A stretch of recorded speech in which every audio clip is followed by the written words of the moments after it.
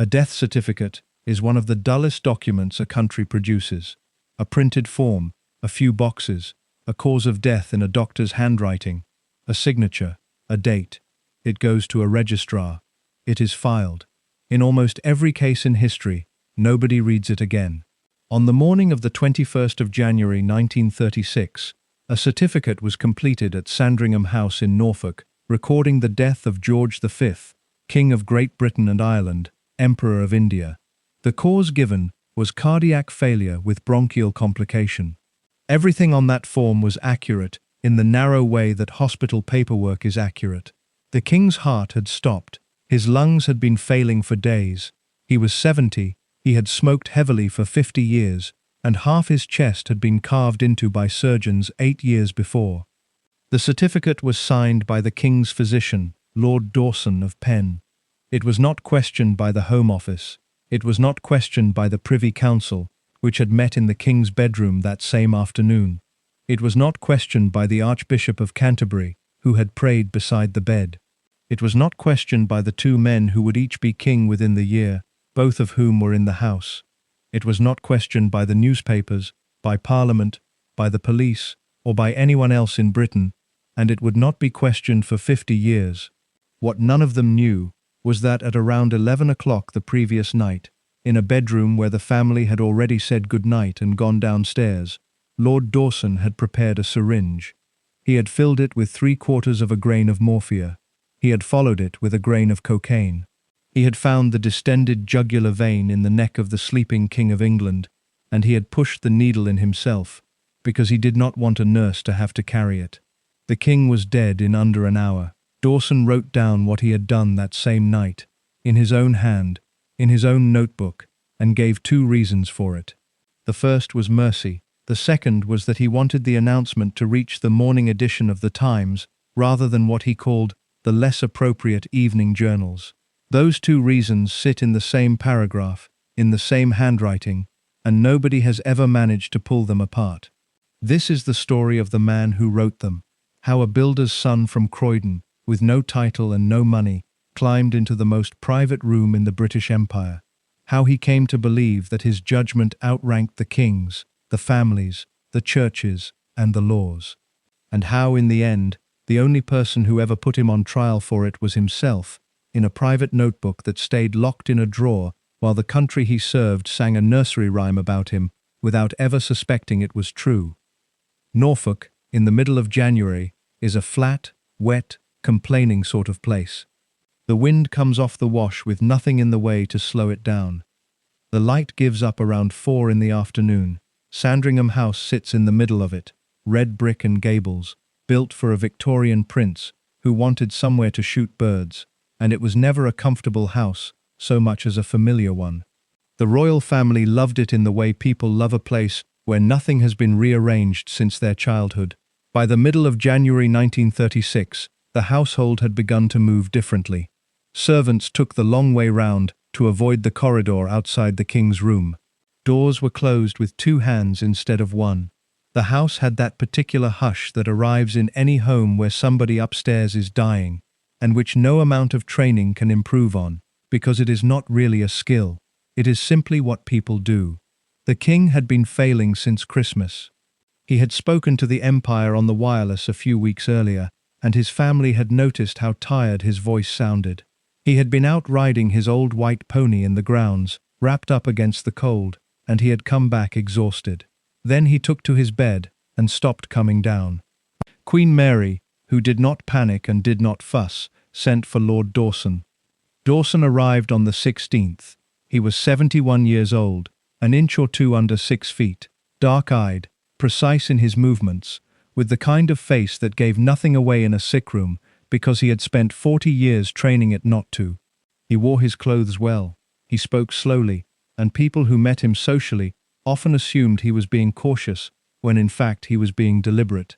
He had a habit of pausing before he answered a question, and in that pause, a great many powerful people had learned to wait. He had been in the royal household since 1907.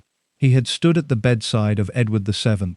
He had stood at the bedside of Queen Alexandra. He had already, on 2 previous occasions, watched the British monarchy change hands from a distance of about 4 feet. Nobody in Britain outside the medical profession and the House of Lords could have picked him out of a crowd. That is the strange fact at the center of this story. The men whose names filled the newspapers that week were the ones with crowns waiting for them. The man who actually controlled what happened in that room, minute by minute, was a doctor with no constitutional standing whatsoever, whose entire authority rested on the fact that everyone in the house had decided to believe him. The family gathered as families do. The Prince of Wales came up from London. The Duke and Duchess of York arrived. The Princess Royal, the Duke of Kent, the Duke of Gloucester. Queen Mary held the house together with the ferocious calm she had spent her whole life perfecting, and the Archbishop of Canterbury, Cosmo Lang, came to pray at the bedside and to be useful in the way clergymen are useful at deathbeds, which is mostly by existing. The nurse in the room was Catherine Black, an Irish woman who had looked after the king since his near-fatal illness in 1928, and who knew him better in some respects than his children did. She knew what he liked, what irritated him, how he took bad news. She had been at Sandringham for weeks. Downstairs, the machinery of state kept running, because it had to. On the 20th, a Privy Council was convened in the king's bedroom, so that councillors of state could be appointed to act in his place. The king was barely conscious. He had to sign, and the men who watched him try it never spoke about it afterwards, without something catching in their voices. He could not hold the pen properly. He made a mark. Somebody helped. It was, by any reasonable standard, an unbearable thing to ask of a dying man, and it was also entirely necessary, because a constitutional monarchy does not have a setting for wait until he feels better. Outside the gates, and outside Buckingham Palace, 200 miles away, people had begun to stand in the cold and read the bulletins as they were posted. This was new. The wireless had made a dying king into something the whole country could attend at once. The BBC cleared its schedules and played solemn music between announcements. Every one of those bulletins was written by Lord Dawson. That detail is easy to walk past, so it is worth stopping on. Dawson was not only the physician, he was the author of the national text. What the country believed about the king's condition, hour by hour, was whatever Dawson chose to put on a piece of paper and hand to a courtier. He controlled the diagnosis, and he controlled the story, and there was no second opinion in either direction that anyone was going to publish. There is one small thing about Sandringham that says more about all of this than any of the grand descriptions do. The clocks in the house ran half an hour fast. Edward VII had set them that way decades earlier so that he could squeeze more daylight out of the shooting season, and the family had kept it going out of habit and sentiment. Everyone at Sandringham lived permanently 30 minutes ahead of the rest of England. So on the last night of George V's life, in a house where the family was gathering around a dying man, nobody in the building actually knew what time it was. They knew what the clocks said. The clocks were lying, and everyone had agreed to accept the lie, because that was how it had always been done. Within hours of the king's death, the new king would order every clock in the house put back to the correct time. It was one of the first decisions of the reign of Edward V, and people who disliked him would remember it for the rest of their lives as the moment he showed his hand. But that was still ahead. On the evening of the 20th, the clocks were half an hour fast. The wind was working at the windows. The Archbishop had said his prayers. The family had come up in turn to sit with him, and Lord Dawson of Penn was downstairs, at about 9:15, composing a sentence. He wrote it on the back of a menu card, because that was what was to hand. Nothing about the beginning of Bertrand Dawson's life predicted a bedroom at Sandringham. He was born on the 9th of March, 1864, in Croydon, which at that time was still turning itself from a Surrey market town into a suburb of London. Victoria had been on the throne for 27 years, Albert had been dead for 3, and the Queen was still in the deep phase of her mourning, which the country had begun to find slightly excessive and would eventually find touching again. Lincoln had a year left to live. The germ theory of disease was an argument rather than a fact. His father, Henry Dawson, was an architect of Purley. That description carried a precise weight in the England of the 1860s, and it is worth translating, because everything that follows depends on it. An architect was a professional man. He was educated, he was respectable, he was received in decent houses, he earned a living with his mind. He was also, unmistakably, a man who worked. He designed buildings that other men paid for and other men owned. He had no land, no title, no seat, no ancient name. If he did well, his sons might do slightly better. If he did badly, there was nothing underneath to catch them. Frances Emily Wheeler, Dawson's mother, came from the same social layer. The household was comfortable rather than wealthy. There was money for schooling and not much beyond it. He was the youngest child and the only son to survive to adulthood. That position does particular things to a boy in a Victorian family. He carried the whole weight of the family's expectations without any siblings to share it, and he was watched more closely than a son in a larger house would have been. Everything he did counted twice. He was sent to St. Paul's School in London. This was a serious school with a serious reputation, and it produced the sons of clergymen, lawyers, merchants and doctors. What it did not produce, in any quantity, was the aristocracy. The boys who would later fill the House of Lords, run the army, and marry into the royal household were at Eton and Harrow and Winchester, in a parallel England that St. Paul's boys read about in the newspapers. Dawson would eventually spend his working life inside that parallel England.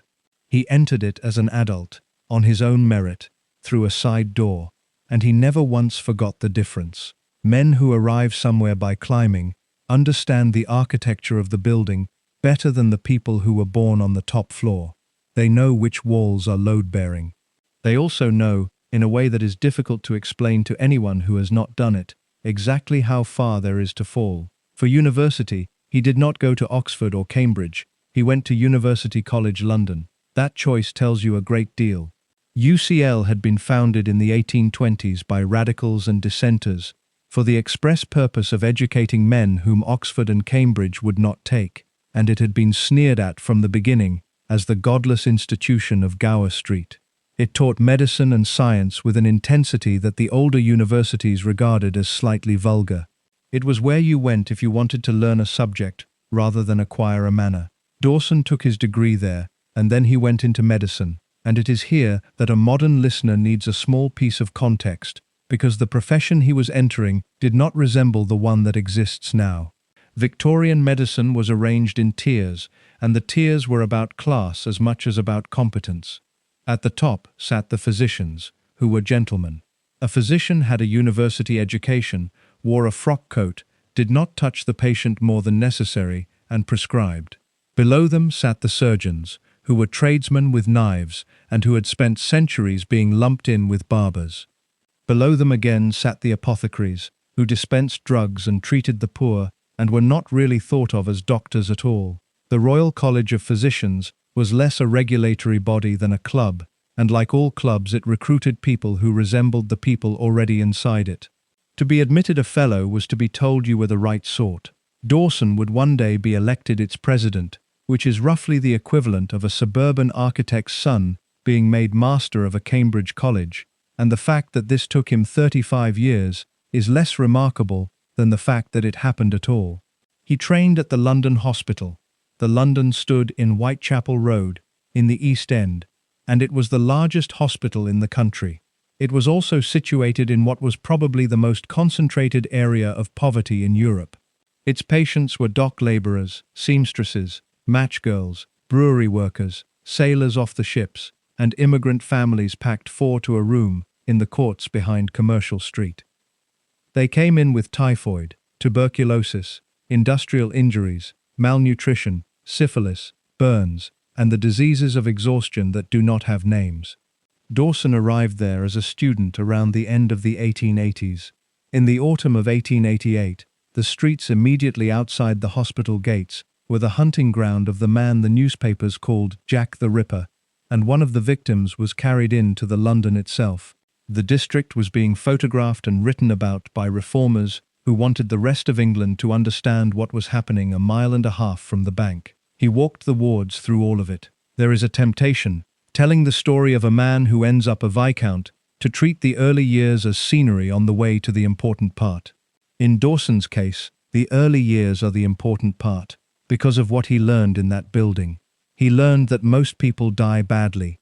He learned it before he was 30, in a hospital where the wards were long and the beds were close together and there was no possibility of privacy at the end. He watched people die of things that could not then be treated, in front of relatives who could not be kept out, over hours and sometimes days, with almost nothing in the pharmacopoeia to make it easier, except opium and its relatives. Morphine and its derivatives were the entire toolkit.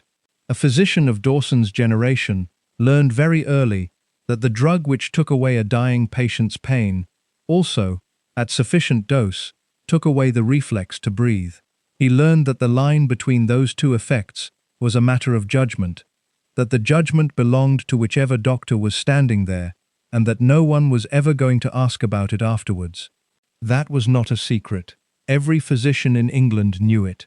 It was simply not discussed, in the way that a great many practical things in Victorian life were not discussed, and the not discussing was itself part of the training. 48 years later, in a bedroom in Norfolk with a fire lit and an archbishop downstairs, Dawson would reach for exactly the knowledge he had picked up on a public ward in Whitechapel, among people whose names nobody wrote down. He had learned how to end a death in the East End. He would use it on a king, but first he had to get near one, and there was no obvious route from the London hospital to Buckingham Palace. There is no examination for the thing that actually made Dawson's career. The qualifications were straightforward enough, and he collected them in the ordinary way. He passed his examinations. He took his higher degrees. He was elected a member of the Royal College of Physicians, and later a fellow. He was appointed to the staff of the London Hospital, which was the single most competitive medical appointment in the country, and he held it for decades. On paper, he was a well-trained consulting physician of the London School, of whom there were perhaps 200 at any given time. What separated him from the other 199 was something the examinations did not test. Consider what it is that a private physician in 1900 was actually selling. He could not offer very much in the way of cure. Antibiotics were 40 years away. The main therapeutic advances of the era were anesthesia, antisepsis, and better nursing, none of which a consulting physician performed himself. He could diagnose, sometimes accurately. He could relieve pain. He could advise on diet, rest, climate, and the sea air, which was frequently all he had. A wealthy patient in 1900 who consulted the finest physician in London for a serious internal illness was buying, in a great many cases, an extremely well-informed opinion about what was going to happen to him anyway. So the trade in Harley Street was not primarily a trade in outcomes. It was a trade in confidence. A rich man wanted a doctor who would come when called, who would sit down rather than stand, who would look at him rather than at the notes, who would use language he could follow without making him feel stupid, and who would tell him the truth at a speed he could absorb. He wanted a man he could say anything to, and he wanted, above everything, a man who did not repeat things. Dawson was superb at all of it. Contemporaries described a bedside manner that was almost physical in its effect. He did not bustle. He did not fill silence. He asked a question and then let the answer arrive at its own pace, and patients who had spent their lives being deferred to found themselves talking to him more honestly than they had intended. He had a low voice and used it economically. When he delivered bad news, he did it directly and then stopped, without softening it into vagueness, which sounds like a small thing and is in fact rare. He was also, and this mattered enormously, interested, not performing interest. Actually curious about the person in the bed, about their work, their worries, the household around them. Powerful men are surrounded from morning to night by people who want something from them and disguise it as attention. They develop very sensitive instruments for detecting the difference. Dawson passed the test, over and over, with people who were not easy to fool. None of this made him a saint. Curiosity is a tool as well as a virtue, and a physician who knows everything about a family's circumstances is a physician with a great deal of information. Dawson understood that perfectly well. His practice grew. He moved into the West End. He built up a private list among the professional and political classes, and then upward from there into the sort of houses where dinner conversation determined who got which appointment. A successful London physician of that era occupied a strange social position. He came in through the front door. He was seated at the table. He knew things about the host that the hostess did not, and he was still, unmistakably, being paid. Dawson learned to move in that position without either resenting it or forgetting it. Men who resent it become bitter and are quietly dropped. Men who forget it become presumptuous and are dropped rather faster. He did neither, and it is one of the few genuinely admirable pieces of self-management in his entire life. He married in 1900. Minnie Ethel Yarrow was the daughter of Alfred Yarrow, the shipbuilder, a self-made industrialist who had built a great firm constructing destroyers and torpedo boats on the Thames and later on the Clyde. Yarrow was rich, energetic, and entirely a product of the same 19th-century world of talent without inheritance that had produced Dawson himself. The marriage was not, in the technical sense, a marriage upward into the aristocracy. It was something rather more useful. It attached Dawson to the confident new commercial class that was buying its way into English public life, and it made him financially independent at a point in his career when independence was worth more than income. A physician who does not need a particular patient's fee is a physician who can afford to be honest with him, and honesty of that specific kind is the rarest commodity in a rich man's sick room. Ethel would be there for the rest of it. 45 years, 3 daughters. She was not a public figure, and she left almost no trace in the record, which was normal for a woman in her position, and is also, in her case, slightly deceptive. She was still there in 1950, and when a biographer came to her with a manuscript about her husband's life, she was the one who decided what stayed in it. That is a long way ahead. In 1900, Dawson was 36, newly married, on the staff of the largest hospital in England, with a private practice that was climbing and a reputation among his colleagues that was solid rather than glittering.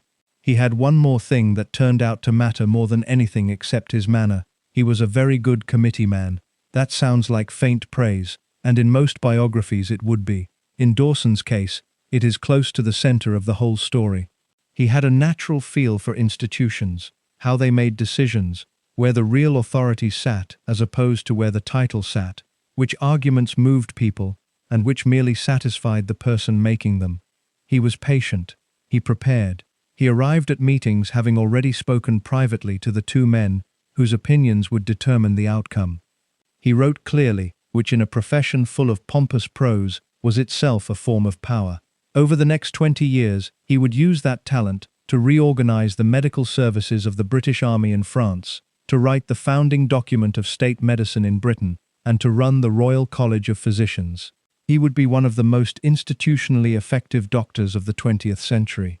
And in January 1936, he would sit in a bedroom in Norfolk and make the single most consequential decision of his life, entirely alone, without consulting anyone, without a committee, without a colleague in the room, and without asking the patient.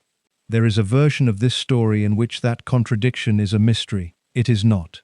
Men who spend their lives building consensus in public frequently develop a private conviction that they are the only person in the room who can actually see the whole picture. The committees are for other people. The committees are how you bring other people along. But first the door had to open, and in 1907 it did. It opened, as these things usually do, because somebody who was already inside recommended him. In 1907, Bertrand Dawson was appointed Physician Extraordinary to King Edward VII. The title is a small trap for anyone reading it now, because it sounds like the senior post, and it was not. In the royal medical household, the ranking ran the other way. The physicians in ordinary were the inner circle, the men on permanent call who travelled with the king and saw him regularly. The physicians extraordinary were the outer ring, distinguished men attached to the household, available, consulted when needed, and given the warrant partly as an honour. So Dawson entered at the bottom of the top. He was inside the building and standing near the door. There is no single dramatic story about how it happened, and this is worth being honest about, because the temptation with a life like his is to invent one. There was no miraculous cure of a duchess, no famous night when he saved somebody's heir, What the record shows is the ordinary mechanism by which these appointments were always made. A physician builds a practice among the sort of families that overlap with the court. He treats a private secretary, a lady-in-waiting, a peer who sits on committees with people who matter. His name comes up. Somebody already inside is asked whether he is sound. Somebody says yes. The word sound is doing an enormous amount of work in that sentence, and it did not primarily mean clinically excellent. There were dozens of clinically excellent physicians in London. It meant, this man will not talk. That was the qualifying test, and it was the only one that could not be waived. Consider what the household was protecting in 1907. Edward VII was 65 years old and had been king for 6 years, after waiting for the job since 1841. He had spent nearly 6 decades as the Prince of Wales, which is to say, he had spent nearly 6 decades being famous, indulged, and watched. He smoked something in the region of 12 cigars and 20 cigarettes a day, and had done for most of his adult life. He ate enormously, in the multi-course Edwardian manner that his own name is now attached to. He was overweight to a degree that his tailors managed with some skill, and his doctors could not manage at all. He suffered recurrent bronchitis every winter, and had done for years. He also had a private life that was not private in the sense of being unknown, only in the sense of being unprinted. Alice Keppel was an established fixture, received in society, known to the Queen. There had been others before her. Alexandra, who was Danish, beautiful, increasingly deaf, and possessed of a formidable dignity, had made her accommodation with all of it decades earlier. None of this appeared in a British newspaper. The convention held. It held for the same reason the convention would hold about Wallace Simpson 30 years later, which is that editors and proprietors were themselves members of the social world in question and had no interest in destroying the arrangement they benefited from. And a physician stood at the very center of the machinery that kept it standing. He knew what the king actually weighed. He knew what the king's lungs actually sounded like. He knew who was in the house, and when, and for how long.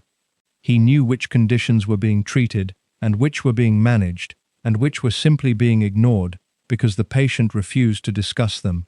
There is a distinction here that Dawson understood from his first week, and that shapes everything he did afterwards. A courtier serves the institution. A private secretary like Tommy Lascelles, a generation later, could put a document in a red box, could arrange a delay, could rewrite a sentence before it left the building. He worked on the king's public existence, his time, his words, his exposure. A physician works on the king's body. He is admitted to the room after everyone else has gone. He is told things by the patient that the patient has told nobody else, because a sick man in a bed at 2 in the morning will say things to a doctor that he would not say to his wife, his son, or his God. He touches the sovereign, which almost nobody in the country is permitted to do. He is present at the moments when the whole apparatus of monarchy is reduced to one frightened elderly man having trouble breathing, and he is under no obligation to report any of it to anyone, not to the Prime Minister, not to Parliament, not to the family, unless he chooses. There was no mechanism in the British Constitution, then or now, requiring a royal physician to disclose the sovereign's condition to the government. The king's health was, legally, a private matter between a man and his doctor, and the fact that the man in question was the head of state and the source of executive authority did not change it. That is a very great deal of power to place in the hands of one professional man, and it was placed there without anyone ever quite deciding to. Dawson's honours reflected the same private character. In 1911, he was made a Knight Commander of the Royal Victorian Order, and in 1918, a Knight Grand Cross of the same order. The Royal Victorian Order is not like other British honours. Most decorations are conferred by the sovereign on the advice of ministers, which is a polite way of saying the government chooses them. The RVO is in the personal gift of the monarch alone. No prime minister, no committee, no advice. So the ribbons Dawson wore were, quite literally, a private message from one man to another. You belong to me, not to them. He would end up with the 2 highest classes of it. He would also end up in the House of Lords, twice ennobled. But the RVO came first, and it came from a king, personally, for services rendered in a bedroom. In the 3 years between 1907 and 1910, he learned the household. He learned its rhythms, its seasons, its unwritten rules about who could be telephoned and who had to be written to. He learned Sandringham, with its clocks running 30 minutes fast. He learned Biarritz in the spring, where the king went for the air, and Marienbad, where he went for the cure that never quite took. He learned how to be present without being noticed, which is the entire art of court medicine, and he was noticed anyway, because he was very good. He also, and this is the thing that would matter most, learned the Prince of Wales. Prince George was in his mid-40s in those years. He was nothing like his father. Where Edward was expansive, social, and permanently in motion, George was rigid, shy, domestic, and happiest with his stamp collection or a gun. He kept a diary in which almost nothing ever happened. He shouted at his sons. He loved his wife, Mary of Teck, with a formal devotion that neither of them ever described out loud. He was not an easy man to know. Dawson got to know him. That relationship, formed quietly in the last years of Edward VII's reign, would run for 26 years and end in a bedroom at Sandringham with a needle in a jugular vein. But before that could happen, the old king had to die, and in the first week of May 1910, he began to. Edward VII came back from Biarritz at the end of April 1910 with a cough he had not managed to shake off. He had gone to France in March, as he did most springs, for the air and the food and the freedom from being looked at by his own subjects. The weather had been poor. He had spent much of it indoors, smoking, and by the time he crossed back to England, the bronchitis that arrived every winter had settled in properly. Queen Alexandra was not with him.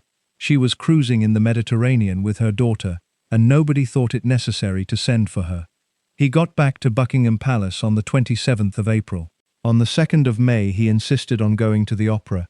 By the 3rd he was visibly unwell, and the doctors began coming and going more often than they had.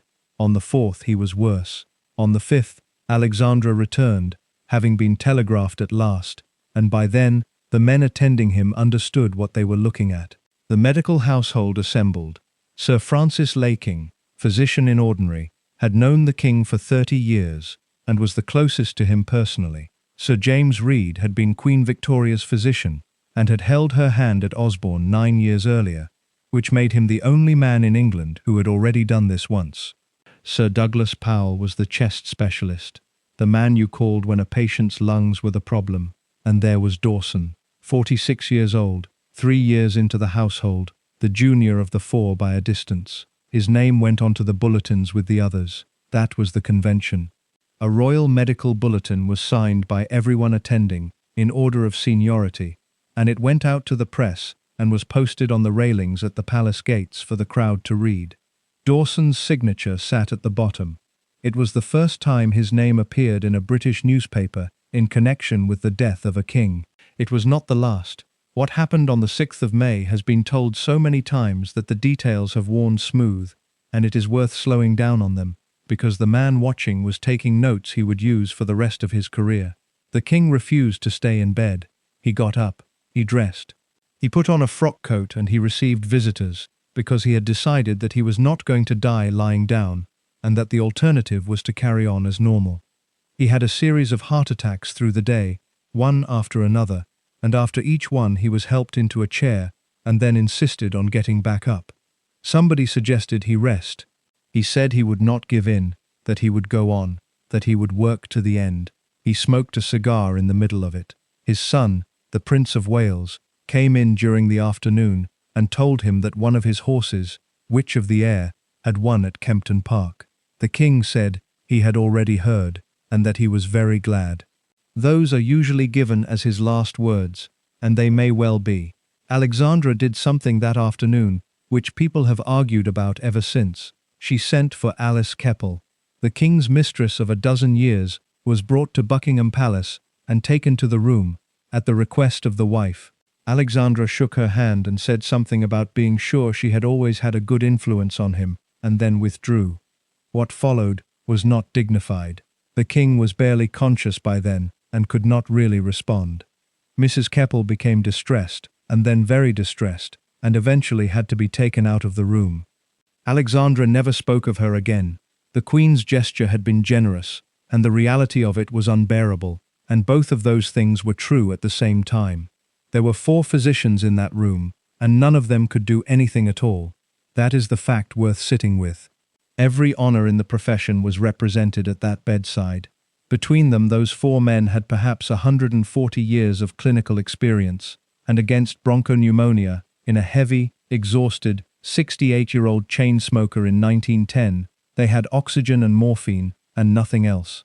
They could not treat the infection, they could not support the heart, they could ease him, and they could stand there. He lost consciousness in the late evening. He died at 1:45. Dawson had now seen it done at the highest level in the country, by the 4 best-placed men available, and what he had seen was a long, undignified, semi-conscious slide through most of a day, in front of a wife, a son, a mistress, and a room full of people who could not leave. He was standing at the back. He was the youngest man there. He watched all of it.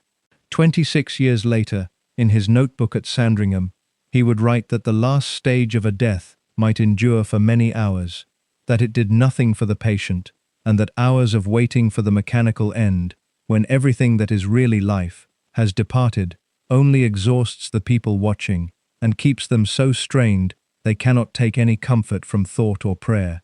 He was not describing a general principle when he wrote that. He had a specific room in mind, and he had been in it. The funeral was on the 20th of May, and it produced one of the strangest processions in European history. 9 reigning kings rode behind the coffin. There were emperors, crown princes, grand dukes, and the president of the French Republic in a carriage, because a republic could not put its head of state on a horse behind a monarch. The German Kaiser rode beside the new King of England, his cousin, and the 2 of them were photographed side by side looking solemn. 4 years and 2 months later, most of them were at war with each other, and a good many of the thrones represented in that column would not exist by the time it was over. Walking behind the coffin, ahead of the kings, was the dead king's fox terrier, Caesar. Alexandra had insisted. The Kaiser was reported to have been furious about being placed behind a dog. Britain got a new king that night. George V was 44, and he wrote in his diary that he had lost his best friend and the best of fathers, and that he had never had a cross word with him in his life, which was not true, but was what he needed to write. And Bertrand Dawson, who had been in the household for 3 years and standing at the back of the room, was promoted. Physician in ordinary, the inner circle, permanent call. He would hold that post, under George V, for the next 26 years, until the moment the king stopped breathing. The promotion came in 1910, and it changed the nature of Dawson's life in ways that are not obvious from the title. Physician in ordinary sounds like a rota. In practice, it meant that a man in his 40s, with a wife and 3 daughters and a large private practice in the West End, now organized his year around another family's calendar. The court moved. It had moved the same way for decades, and it would go on moving the same way until 1939. Christmas and the New Year at Sandringham. London in the spring for the season. The levees, the courts, the state occasions. Windsor for Ascot in June. Then north in August to Balmoral for the shooting and the long Scottish autumn, and back to Sandringham for the winter again. A physician in ordinary went with it, or was reachable from it, or arranged a colleague to cover. Dawson spent a substantial portion of the next quarter-century in houses that were not his, being available. The other physicians in the household mattered too, and one of them mattered enormously. Sir Bertrand Dawson and Sir Thomas Horder were both attached to the Royal Medical Staff, both from the London teaching hospitals, both brilliant, both ambitious, and they could not stand each other. That rivalry ran for 30 years, and we will come back to it properly, because it eventually became the closest thing Dawson ever had to a check on his judgment, and it failed at the only moment it was needed. For now, the important thing is the patient. George V was one of the least complicated men ever to sit on the British throne, and one of the most difficult to treat, and both of those things came from the same source. He had been a naval officer. He had gone to sea at 12, as a cadet, and served properly, and he never really stopped being one. He rose at the same hour. He ate the same breakfast. He kept his diary in the same clipped, weather-first style for 56 years. His clothes did not change with fashion, and when he noticed that other men's trousers were being creased down the front rather than the sides, he objected to it. He shouted at his children in the manner of a man who had been shouted at on a quarterdeck and had understood it as affection. He also had the naval officer's attitude to his own body, which is that it was equipment, that discussing it was self-indulgent, and that a man who complained about feeling unwell was a man with insufficient occupation. Add to this the chest. He smoked continuously, in a period when nobody had established the connection between tobacco and the diseases that were killing them, and he smoked in a damp English climate, with lungs that had never been strong. Every winter brought bronchitis. Every winter it took slightly longer to clear. Treating a man like that is not primarily a clinical problem. It is a problem of persuasion, repeated annually, for 26 years, with a patient who outranks you absolutely and who regards the entire conversation as a nuisance. This is where Dawson's real gift operated. He did not lecture, he arranged. He found ways to make the necessary thing look like the king's own preference. He knew when to press and when to let a bad week go. And he knew, this is the difficult part, that a physician who fights every battle loses the ones that count. And around all of it, he learned the family. Queen Mary was, in some ways, the more significant relationship. She did not confide in people. She had constructed a public self so complete that even her children found it hard to locate the woman underneath it. But she was intensely practical about the king's health, and she was the one who noticed things first, and she was the one who picked up a telephone and sent for Dawson. That happened repeatedly over 2.5 decades, and by the end, she trusted his judgment about her husband more than she trusted anybody else's about anything. The children he watched grow up. David, the Prince of Wales, was 16 in 1910. Charming, restless, adored by crowds, permanently at odds with his father, and already displaying the quality that would define him, a conviction that rules were an inconvenience imposed on him by duller men. Bertie, the Duke of York, was 14, and stammered, and was frightened of his father, and would be king within a year of the night Dawson filled the syringe. Prince John, the youngest, was 5. He had epilepsy. As the seizures worsened, he was moved to Wood Farm on the Sandringham estate with a nurse, kept away from public life, and he died there in 1919 at 13. Modern accounts sometimes present this as a cruelty. The Edwardian medical position was that a child with severe epilepsy needed quiet, routine, and no excitement, and the family's letters afterwards are not those of people who had discarded a son. It was a decision made on medical advice, in a period whose medical advice about epilepsy was wrong. Dawson was not the physician on the spot for that. He was in France, in uniform, but he was inside a household that had learned, by then, a very particular habit, that when illness became difficult, it was handled privately, medically, and without explanation to anyone outside. That habit is the point of this chapter. Look at what the household had absorbed by around 1914. It had a king who did not discuss his own health. It had a queen who managed it through one trusted doctor. It had a son whose illness had been placed under medical management and removed from public view. It had a convention with the press that nothing about any of it would be printed, and it had a physician who was inside all of it and answerable, in practice, to nobody. None of that was sinister. Every part of it made sense on its own terms, decided by people acting reasonably in the circumstances they were in. But institutions accumulate habits the way houses accumulate furniture, and after 20 years, nobody remembers deciding to put any of it there. By 1914, Dawson was 49, established, honored, trusted, and comfortable.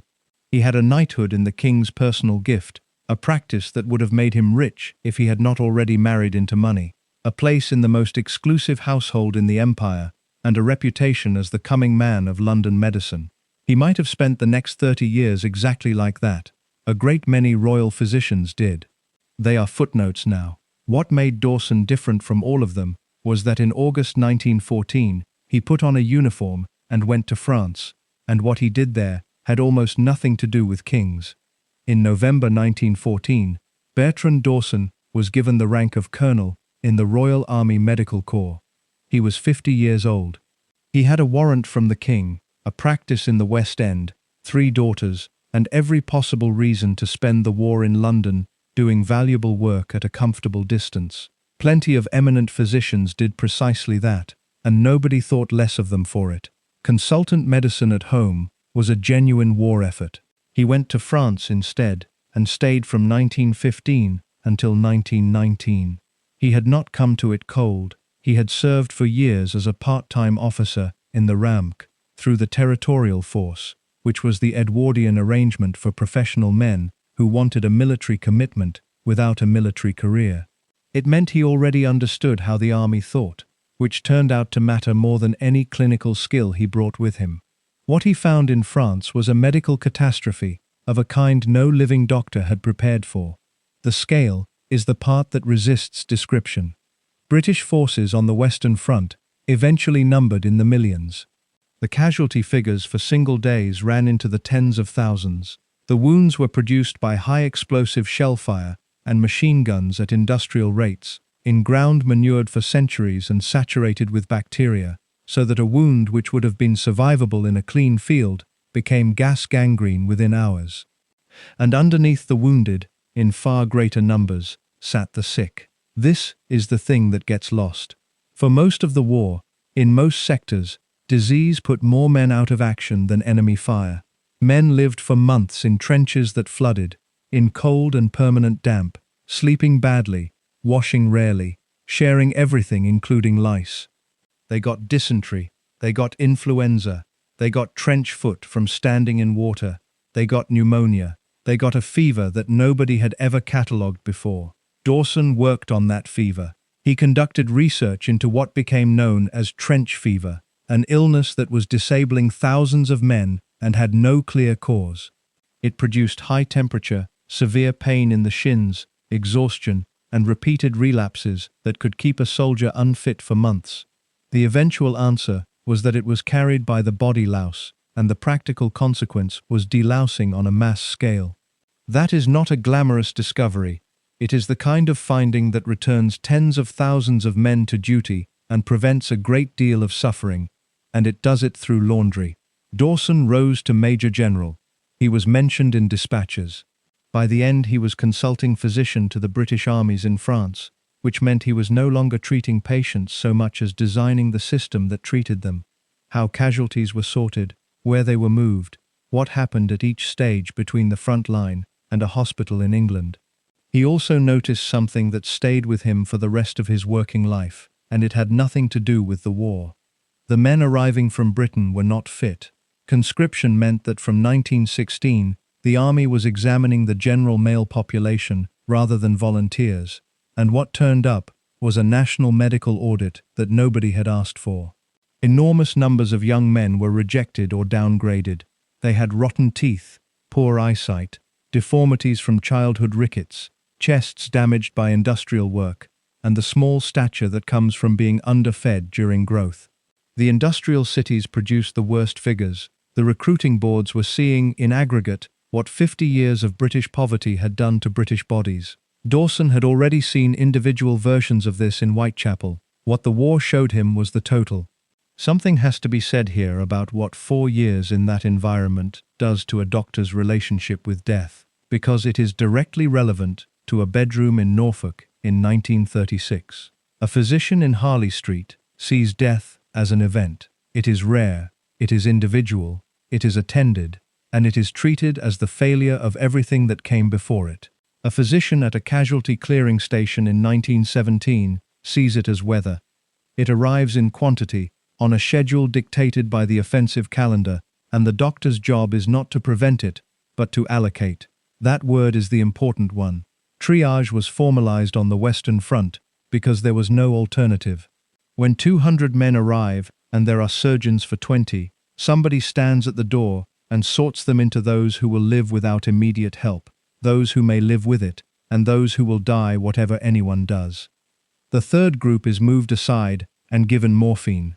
Doctors made that judgment, alone, in minutes, thousands of times, and they made it on their own authority. Nobody consulted the patient. Nobody convened a committee. There was no appeal. The morphine given to the men in the third category was given generously, and everybody involved understood exactly what generous morphine does to a failing respiratory system, and nobody wrote it down. Dawson spent 4 years inside a system built on that principle. He came home having learned that a doctor's judgment, exercised alone and quickly, was not merely permissible, but was the only thing standing between an intolerable situation and total chaos. He had learned that dying could be made shorter, and that shortening it was an act of decency. And he had learned that the people best placed to decide were the ones actually standing there, not the ones writing rules at a distance. Every one of those lessons was correct in 1917.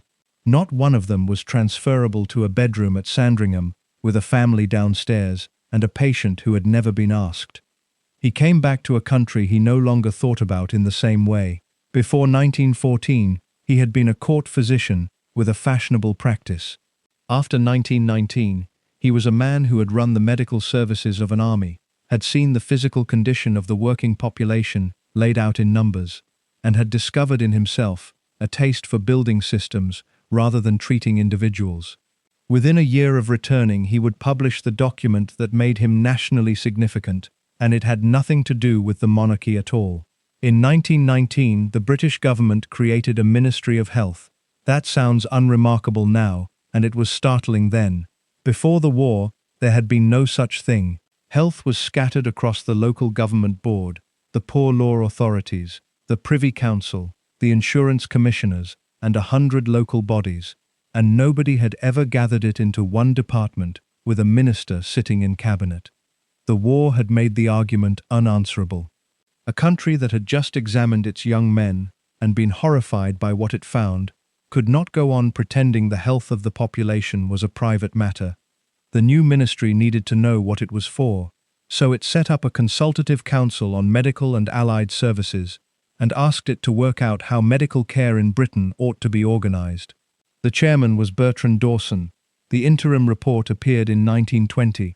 It has been known ever since as the Dawson Report, and it is the reason his name still appears in histories of British medicine that have no interest whatever in kings. What it proposed was this: medical care should be organized as a system rather than a market. At the base would sit primary health centers, staffed by general practitioners working together in one building instead of alone in separate front rooms, with nurses, midwives, a dispensary, laboratory access, X-ray, and beds for cases that did not need a full hospital. Above them would sit secondary health centers with consultants and specialist facilities. Above those, the teaching hospitals, doing the difficult work and training the next generation. Patients would move up and down that structure according to what they actually needed, and each level would be linked to the ones above and below it, so that nobody fell between them. Prevention and treatment should be handled by the same service, not separated as they then were, with public health run by one set of officials and curative medicine by another who barely spoke to them. And the whole thing should be available to everybody, in every district, regardless of what they could pay. Read that back, and you are reading a description of the National Health Service, 28 years before it existed. The report was written by a king's physician, not by a socialist, not by a trade unionist, not by a Labour politician. By a conservative-minded consultant with a fashionable West End practice, a knighthood in the sovereign's personal gift, and a substantial private income from treating the rich. It is worth being clear about why he wrote it, because it was not sentiment. Dawson had spent 4 years watching what happens when medical resources are allocated by a system rather than by chance, and he had seen that the system worked. The army had made a machine out of medicine, and it had saved hundreds of thousands of men. He came home to a country where a labourer in Bermondsey and a stockbroker in Kensington received care of wildly different quality for the same illness, and where a great deal of the difference had nothing to do with money and everything to do with the fact that nobody had ever bothered to organize anything. He also, and this is the harder edge of it, thought the existing arrangement was professionally embarrassing. General practitioners working in isolation, without laboratories, without colleagues to consult, without access to modern equipment, could not practice good medicine even when they were good doctors. The system was wasting them, so the report was an argument from efficiency and from national fitness as much as from compassion. Dawson was not proposing to redistribute anything, he was proposing to stop wasting things. Almost none of it was implemented. The report landed in 1920, in the middle of a post-war financial crisis. Within a year, the government had appointed the Geddes Committee and begun the program of cuts that became known as the Geddes Acts, and expensive proposals for reorganizing the nation's medicine were among the first things to go into the drawer. There was no money, and there was also, underneath the money, a good deal of resistance from doctors who did not want to be organized by anybody. The report sat there for a generation. Then, in the 1940s, another war produced another audit of the national body, and William Beveridge wrote his report, and Aneurin Bevan built the service, and the shape they built was recognizably the shape Dawson had drawn in 1920. Health centers, tiered care, universal access, prevention and treatment in one structure. Dawson himself, by then, had turned against it. In the last years of his life, he fought the specific form the new service was taking, defending the independence of the profession against state control, and he died in March 1945, with the argument unresolved and the NHS 3 years away. That is not as contradictory as it sounds. He had always wanted medicine organized by doctors. What he got in the end was medicine organized by the state, and those are different things, and the gap between them is the whole story of his career.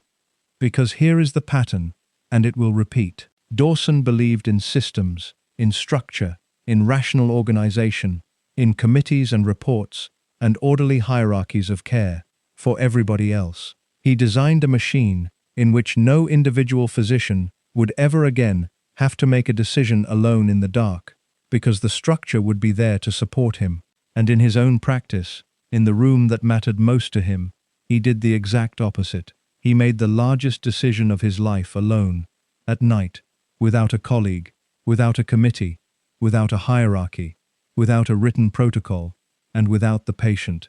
He had spent the war learning that a doctor standing at the door must be allowed to sort the dying from the living on his own authority. He had spent 1920 arguing that no doctor should ever have to stand at that door alone again. He never noticed the contradiction. Very few people do. The report made him nationally known, and the government did what British governments do with a distinguished man whose recommendations they have decided not to fund. They made him a baron. In 1920, Bertrand Dawson was raised to the peerage as Baron Dawson of Penn. He took the title from Penn in Buckinghamshire, where the family had a house. A man who acquires a peerage has to attach himself to a piece of England, and the older families do it with places their ancestors have owned since the 14th century. Dawson did it with a village he had bought into. That is not a criticism, it is simply what the honours system had become by 1920, and he was one of a great many men whose grandfathers had been in trade and whose coronets were, at that stage, entirely new. He was 56. His father had been an architect in Croydon. The peerage was granted on the advice of Lloyd George's government, and the timing tells you what it was for. The Dawson report had come out that year. A physician who had chaired a major public inquiry, run the medical services of an army, and served 3 sovereigns was exactly the sort of figure the honours system existed to absorb. It was recognition, and it was also, in the way of these things, a form of settlement. Governments have always found it cheaper to ennoble a man than to fund his recommendations. But it did something to Dawson that nobody had quite planned. It gave him a seat in a legislature. This needs stating plainly because it is unusual even now. A hereditary peerage in 1920 came with a permanent place in the House of Lords, for life, with the right to speak and vote on any matter before it. Dawson had not stood for anything. He had not been elected by his profession or by anybody else. He had been appointed to the upper chamber of Parliament because he was a good doctor with useful connections, and he would sit there for 25 years. There were only 2 or 3 doctors in the Lords at any given time. Thomas Horder, his rival, would arrive there in 1933. Between them, in the interwar years, a very small number of medical peers effectively spoke for the entire profession whenever a medical question came before the House. and the House deferred to them almost completely, because who else was there? He used it. That is the striking thing. A great many men are ennobled and are never heard from again, drifting in for the state opening and out again for the rest of the year. Dawson spoke, repeatedly, at length, and on subjects where his intervention could decide the outcome. Over the next 2 decades, he would speak on the organization of medicine, on public health, on the law relating to infanticide, and on euthanasia, and in each case, he was not merely contributing an expert view, he was the expert view. When Lord Dawson of Penn rose in the House to explain what the medical profession thought about something, peers took it as a statement of fact rather than an opinion, and the newspapers reported it the same way. So consider what he now had. He was physician in ordinary to the king, which gave him private access to the head of state that no minister could match. He was a peer of the realm, which gave him a public platform in Parliament. He was a rising figure in the Royal College of Physicians, which gave him authority over the profession itself. He had a large private practice among the political class, which meant that a significant number of cabinet ministers, editors, and senior civil servants were his patients and told him things. There was no single office that contained all of that. It had accumulated. Nobody had designed it, and nobody was supervising it, and there was no mechanism anywhere in British public life by which any of it could be questioned. The stories from those years are the small ones, and they are the most revealing. He was called to Bonar Law, the Prime Minister, in 1923. Law had been complaining of a persistent hoarseness and difficulty swallowing, and the diagnosis was throat cancer, advanced and untreatable. Law resigned in May and was dead by October, having been Prime Minister for 209 days, the shortest premiership of the 20th century, which meant that the man who told the head of government he was dying, and by implication that he must go, was the king's doctor, acting privately, on a matter with direct constitutional consequences. Nobody thought this odd. There was no procedure. It was simply what happened. He attended other members of the political class in the same period, and he attended their wives and their sons, and he sat at their tables afterwards. There is a version of Dawson in the memoirs of his contemporaries that is not entirely flattering. He was said to be exceptionally fond of the grand world he had climbed into. He was said to enjoy the company of the titled and the rich, rather more than a man of his intellect strictly needed to. Some colleagues thought he had become more courtier than physician, and that his medicine had suffered for it. Thomas Horder certainly thought so, and said so, at length, for 30 years. The charge is worth taking seriously, without accepting it whole. Dawson was ambitious in a way that men from Purley have to be, and men from Chatsworth do not. He liked the world he had reached. He had also, by 1920, done more genuinely useful work than almost any of the people looking down on him, and the report that carries his name has outlasted every one of his critics. But something had changed in him, and the peerage marks the point where it becomes visible. Before the war, he had been a doctor who happened to have a royal appointment. After 1920, he was a public man. He sat in Parliament. He chaired inquiries. He gave the medical profession its voice in national debate. He had opinions about how the country ought to be run and a chamber in which to deliver them. A man in that position begins, without ever deciding to think of himself as a person whose judgment is a public resource. Not out of vanity exactly, out of practice. If enough rooms fall silent when you begin to speak, you start to believe there is a reason for it. And the first great demonstration of what Dawson would do with that came the following year, and it did not concern the king, or the army, or the health service. It concerned contraception, and he detonated it in front of the assembled bishops of the Anglican Communion. In October 1921, the Church Congress met at Birmingham, and Lord Dawson of Penn stood up to speak about birth control. To understand why this became one of the loudest public scandals of the year, you have to understand where the question stood in 1921. Contraception existed. It had existed for a long time. The condom, the diaphragm, and the cervical cap were all available, and among the professional and upper classes, they were quietly and widely used, which is one reason those families had 4 children, while a docker's family in Poplar had 9. What did not exist was any respectable public discussion of it. The Anglican Church's official position, restated at the Lambeth Conference of 1920, was one of firm condemnation. The bishops had described the use of contraceptives as demoralizing to character and hostile to national welfare. Marriage existed for procreation. Deliberately separating the sexual act from the possibility of children was a sin, and to say otherwise from a public platform was to attack the moral foundations of family life. That was not a fringe view. It was the settled position of the established church of the nation, held with equal firmness by the Roman Catholic Church and by most of nonconformity, and it had the force of general respectable opinion behind it. Marie Stopes had opened Britain's first birth control clinic in Holloway in March 1921, 7 months earlier, and had been vilified for it. Campaigners for contraception in that period were prosecuted, denounced from pulpits, and treated as a species of pornographer. Into that, at a church congress, in front of clergy, the king's physician stood up and said that contraception had come to stay. He argued it as a doctor. He said that the practice was already widespread whatever the church said about it, that pretending otherwise was useless, and that a moral position which the population had already quietly abandoned was not a moral position but a fiction. He talked about the physical toll of repeated pregnancy on working women. He talked about the health of children in families too large to feed. He argued that the sexual relationship within marriage had value in itself, as a bond between husband and wife, and not solely as a mechanism for producing children. That last point was the one that did the damage. Everything else could be argued about on grounds of public health.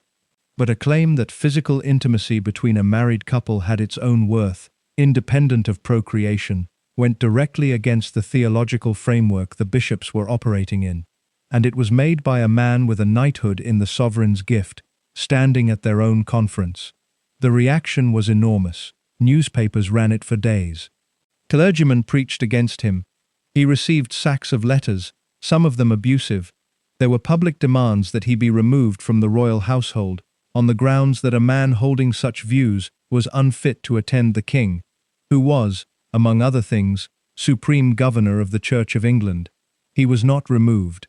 George V and Queen Mary said nothing publicly, and Dawson kept his warrant, and the storm eventually passed, in the way storms do. He was right, and he was right early. Within 9 years the Lambeth Conference of 1930 had shifted its position, accepting that contraception could be permissible within marriage in certain circumstances. Within a generation the argument was effectively over. Dawson had said in 1921, to an audience of Anglican clergy, roughly what the Anglican clergy would be saying by the time he died. So why does this episode belong in a story about a death certificate? Because of the shape of the argument he made, which is identical to the shape of the argument he would make 15 years later about a syringe. Look at the structure of it. First, this is already happening. People are using contraception. Doctors are advising on it privately. The gap between public rule and private practice is total. Second, the rule is therefore a pretense, and pretense is worse than the thing it conceals, because it means the practice goes on without guidance and without honesty. Third, the people qualified to judge these matters are not bishops, not legislators, not moralists at a distance, but doctors, in consultation with the individuals concerned, case by case. Fourth, therefore leave it to us. That is the Dawson argument. It appears in 1921 about contraception, and it is entirely admirable. It appears again in 1936 about euthanasia, and it is something else. He was not a hypocrite in the simple sense. He genuinely believed, across his whole career, that intimate decisions about the human body belonged in a private room between a doctor and the person concerned, and that public rules made by non-medical authorities did more harm than good. That belief made him brave in 1921. It made him useful on the infanticide law in the late 30s. It also made him capable, on a January night in Norfolk, of deciding entirely alone that a man's life should end. The difference between the two cases is a single word, and Dawson never seems to have noticed it was missing. In the contraception argument, the patient is present. A woman comes to a doctor They discuss her circumstances. She decides. The doctor's role is to inform and to advise. The authority he is claiming is the authority to have the conversation at all, free of clergymen listening at the door. In the bedroom at Sandringham, the patient was unconscious. There was no conversation.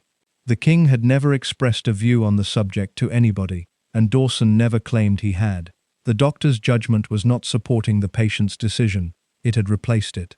There is one more thing about 1921 worth noting, and it is a matter of temperament rather than argument. He knew exactly what he was doing when he stood up. He was a man with a royal appointment, addressing the Church of England on a subject certain to produce an explosion, and he did it anyway, and he did not retract a word of it afterwards. Dawson was not a cautious man. That is easy to lose sight of, because everything else about him, the manner, the pauses, the discretion, the beautifully managed sick room, suggests caution. It was not caution, it was control. Underneath it sat a man entirely willing to act unilaterally, in the face of the settled opinion of every established institution in the country, on nothing more than his own conviction that he was right. In 1921, that got him denounced from pulpits. In 1936, it got him a signature on a death certificate that nobody questioned. 4 years after Birmingham, he was back at a deathbed, and this time it was the Queen. Queen Alexandra had been living at Sandringham for 15 years by the time she died there. That arrangement was itself unusual, and it says something about her. When Edward VII died in 1910, the house passed to George V, and the ordinary expectation would have been for the widowed queen to move somewhere smaller and let the new king take possession of his own estate. Alexandra declined. She stayed in the big house. George and Mary remained at York Cottage, the cramped villa in the grounds where they had lived as Duke and Duchess of York, and where their children had been born in rooms so small the family joked about it. They stayed there until 1925. The King of England lived in the gardener's cottage for a decade and a half, because his mother did not want to move. Nobody made her. That is the point about Alexandra. She had a gentleness that was frequently mistaken for pliability by people who then discovered they had lost the argument. She was Danish, born in Copenhagen in 1844, and had come to England at 18 to marry the Prince of Wales.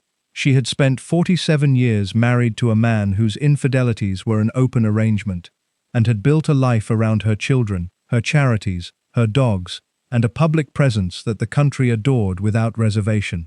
She was beautiful into old age, in a way that was much commented on, and she worked hard to remain so, with a whitening of the complexion and a rigidity of posture that eventually became a kind of mask. She was also, by 1925, almost completely deaf.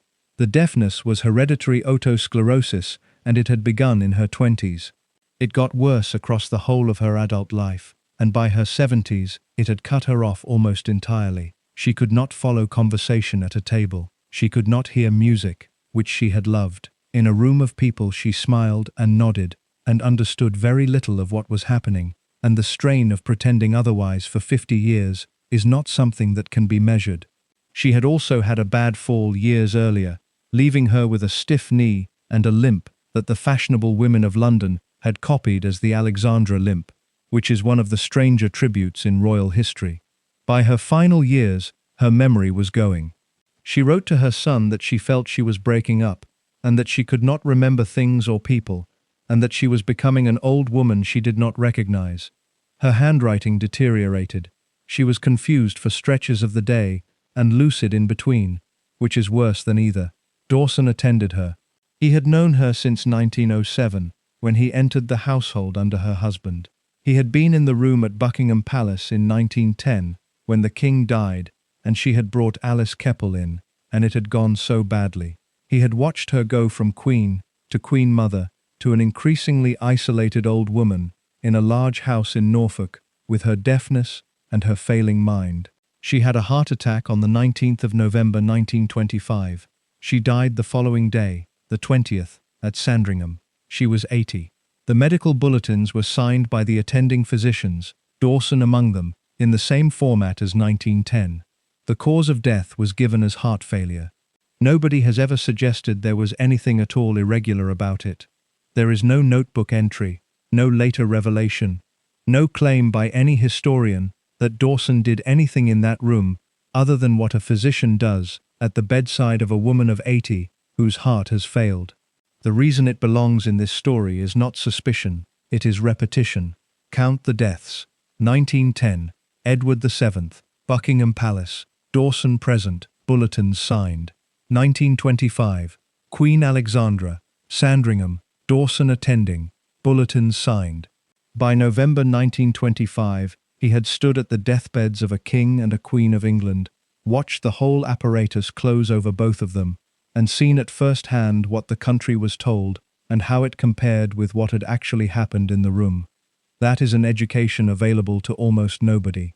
He now knew, from experience rather than theory, the exact mechanics of a royal death, who is sent for, and in what order, how long it takes the family to gather, what the household does with the servants, how the bulletins are drafted, and by whom, and how carefully the language is chosen, how the news is released, and to which newspapers, and at what hour, and who decides.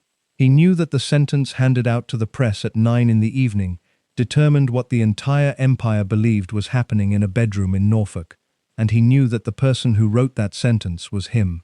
There is a moment in the 1925 story that catches the whole thing. Alexandra's funeral was arranged, and the country mourned a woman it had genuinely loved, and the newspapers wrote at length about her charm and her beauty and her devotion to her family. Almost none of them wrote about the deafness, or the confusion, or the years of being alone in a room full of people she could not hear. That was not lying.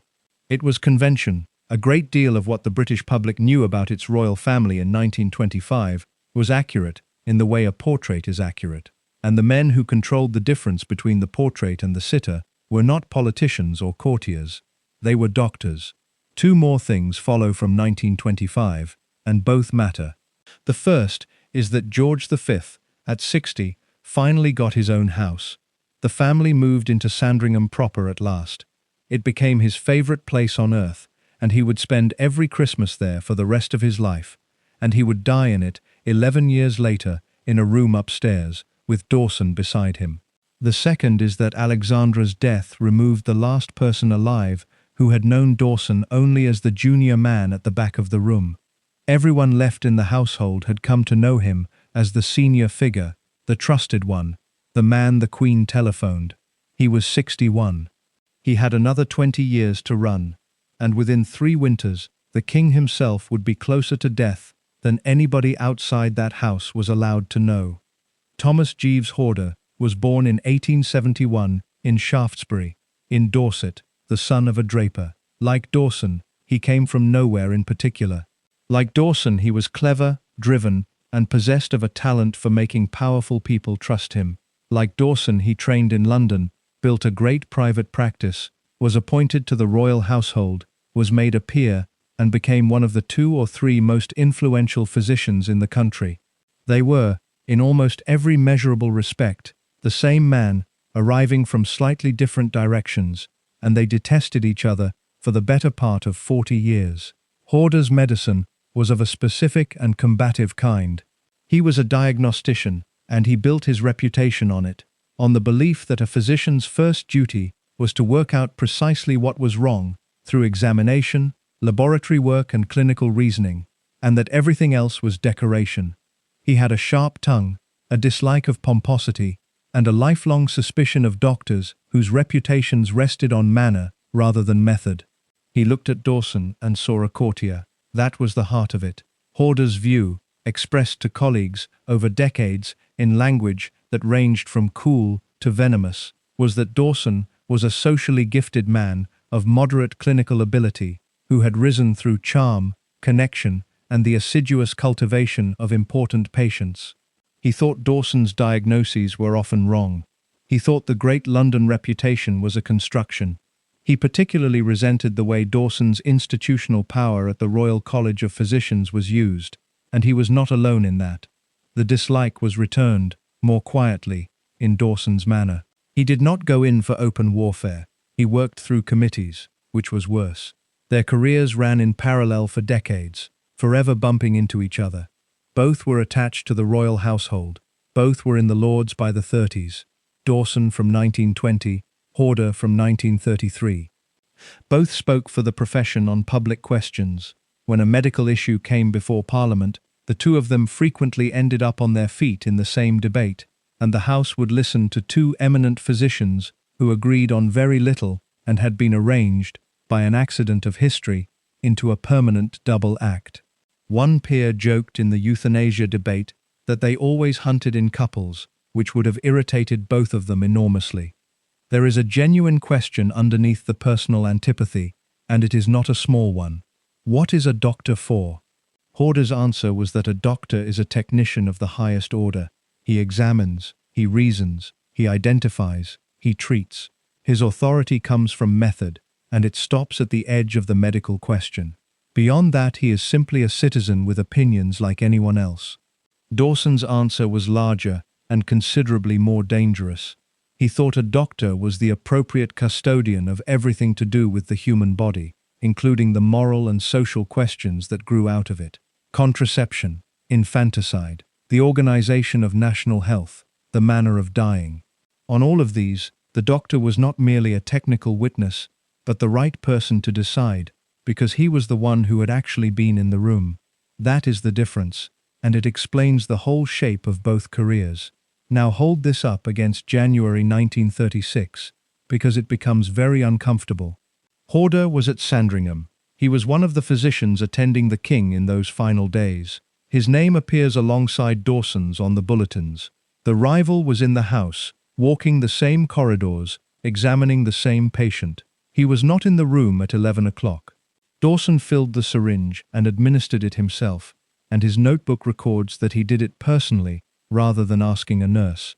There is no indication anywhere that he discussed it with Horder, or with the other physicians present, or with anyone at all, except in the most general terms with the family, earlier in the evening.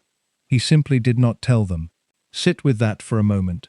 The one man in England, temperamentally guaranteed to challenge Bertrand Dawson, the man who had spent 30 years saying that Dawson overreached, that Dawson's judgment was not as good as Dawson believed, that a physician's authority had limits, was somewhere in that building and was not consulted. There is no way of knowing what Horder would have said. He might have agreed. Plenty of doctors of that generation would have. Easing a death was widespread practice, and everybody knew it. But there is a difference between easing a death and determining the hour of it for the convenience of a newspaper, and Horder was exactly the sort of man to identify that difference in about 4 seconds and say so out loud. He was never given the chance, and here is the part that stays with you. Horder outlived Dawson by a decade and a half. He died in 1955. Watson's article did not appear until 1986, so for the last 10 years of his life, Thomas Horder, who had said for 40 years that Dawson took too much upon himself, went on saying it in general terms, without ever knowing that he had been standing in a house in Norfolk on the night his rival proved him right, beyond anything he could have imagined. He went to his grave, with the strongest possible evidence for his case, sitting in a locked drawer at Windsor. There is one more consequence of the rivalry worth drawing out. Dawson's determination not to be checked by Horder was not personal spite alone, it was structural. A man who has spent 30 years defending his judgment against a brilliant and hostile colleague develops a habit of not exposing that judgment to him.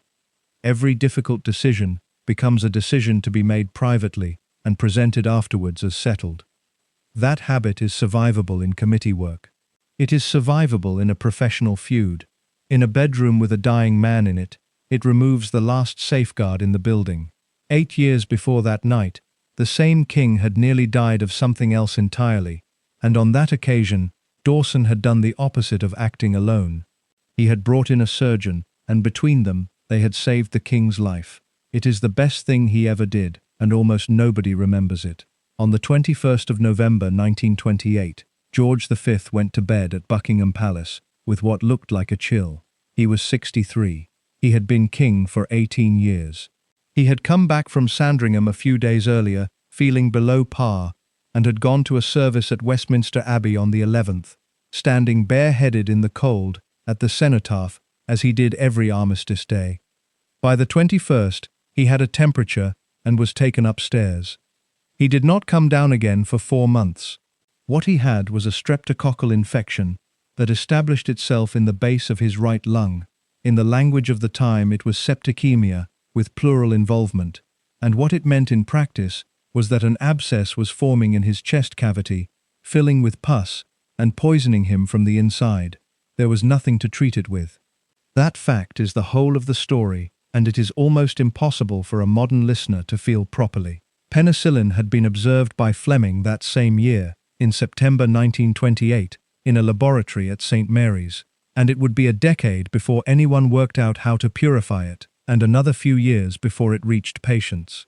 The sulfonamides, the first drugs that could actually kill a streptococcus in a human being, arrived in the mid-30s. In November 1928, a physician facing a strep infection in a man's chest had rest, fluids, nursing, oxygen, and prayer. The bulletins began, and the country understood immediately what it was being told. The language was careful, and everybody could read it. There is disquieting cardiac weakness. The king's condition gives cause for anxiety. The strength is diminished. Crowds gathered at the palace railings in the November dark to read the bulletins as they were posted, and stood there in the rain, and came back the next day. Churches held services. The newspapers cleared their front pages. The Prince of Wales was on safari in East Africa, and was telegraphed to come home at once. And he did, travelling by ship and train across a continent and a sea, arriving on the 11th of December to find his father barely conscious. By the middle of December it was assumed the king would die. Councillors of state were appointed to carry out his functions. Preparations were quietly made. Dawson was in charge, and he did something that deserves to be said in his favour, without qualification. He got help. He called in Sir Hugh Rigby, one of the leading surgeons in the country. The abscess in the king's chest had to be drained, and draining it meant opening the chest wall of a semi-conscious, gravely septic 63-year-old, whose heart was already faltering. It was major surgery on the worst possible patient. There was a real chance it would kill him on the table. There was a further problem, which was finding it. The king's chest was scanned with the equipment of the period, and the abscess could not be precisely located.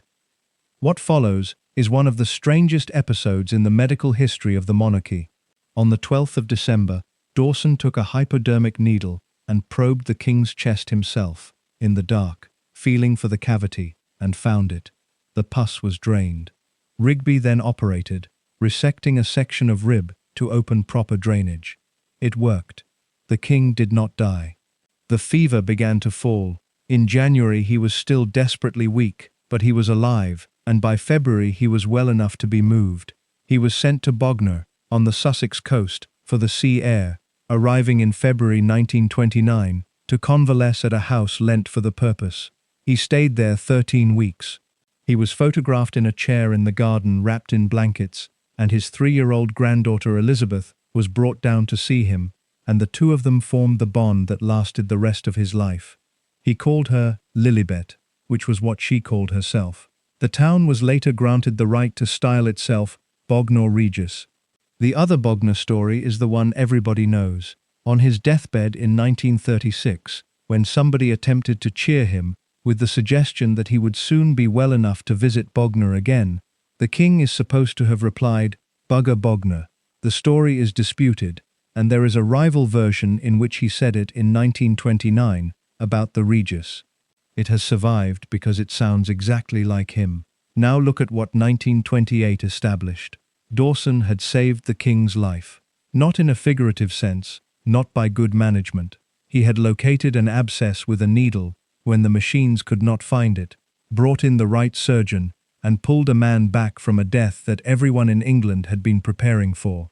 That is as complete a professional vindication as a doctor can receive. Horder's entire long argument that Dawson was a charming man of ordinary ability has to be weighed against the fact that in the single most difficult clinical situation of his career, Dawson got it right. He was made a Knight Grand Cross of the Royal Victorian Order for it, and later, in 1936, a Viscount. But something else was established in that winter, and it is quieter. For 4 months, the King of England was incapable of governing. He could not read a paper or sign a document. The country was run by councillors of state and by the government, and the sovereign lay upstairs in a fever with a hole cut in his side. and the only people in Britain who actually knew, hour by hour, how bad it was, were the doctors. The Prime Minister did not know. Parliament did not know.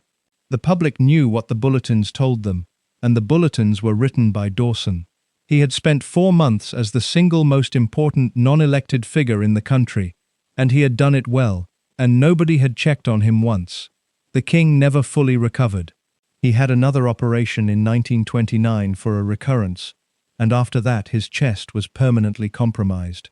He was a semi-invalid for the last 7 years of his life, breathless on stairs, worn out by cold weather, dependent on his doctor in a way he had not been before.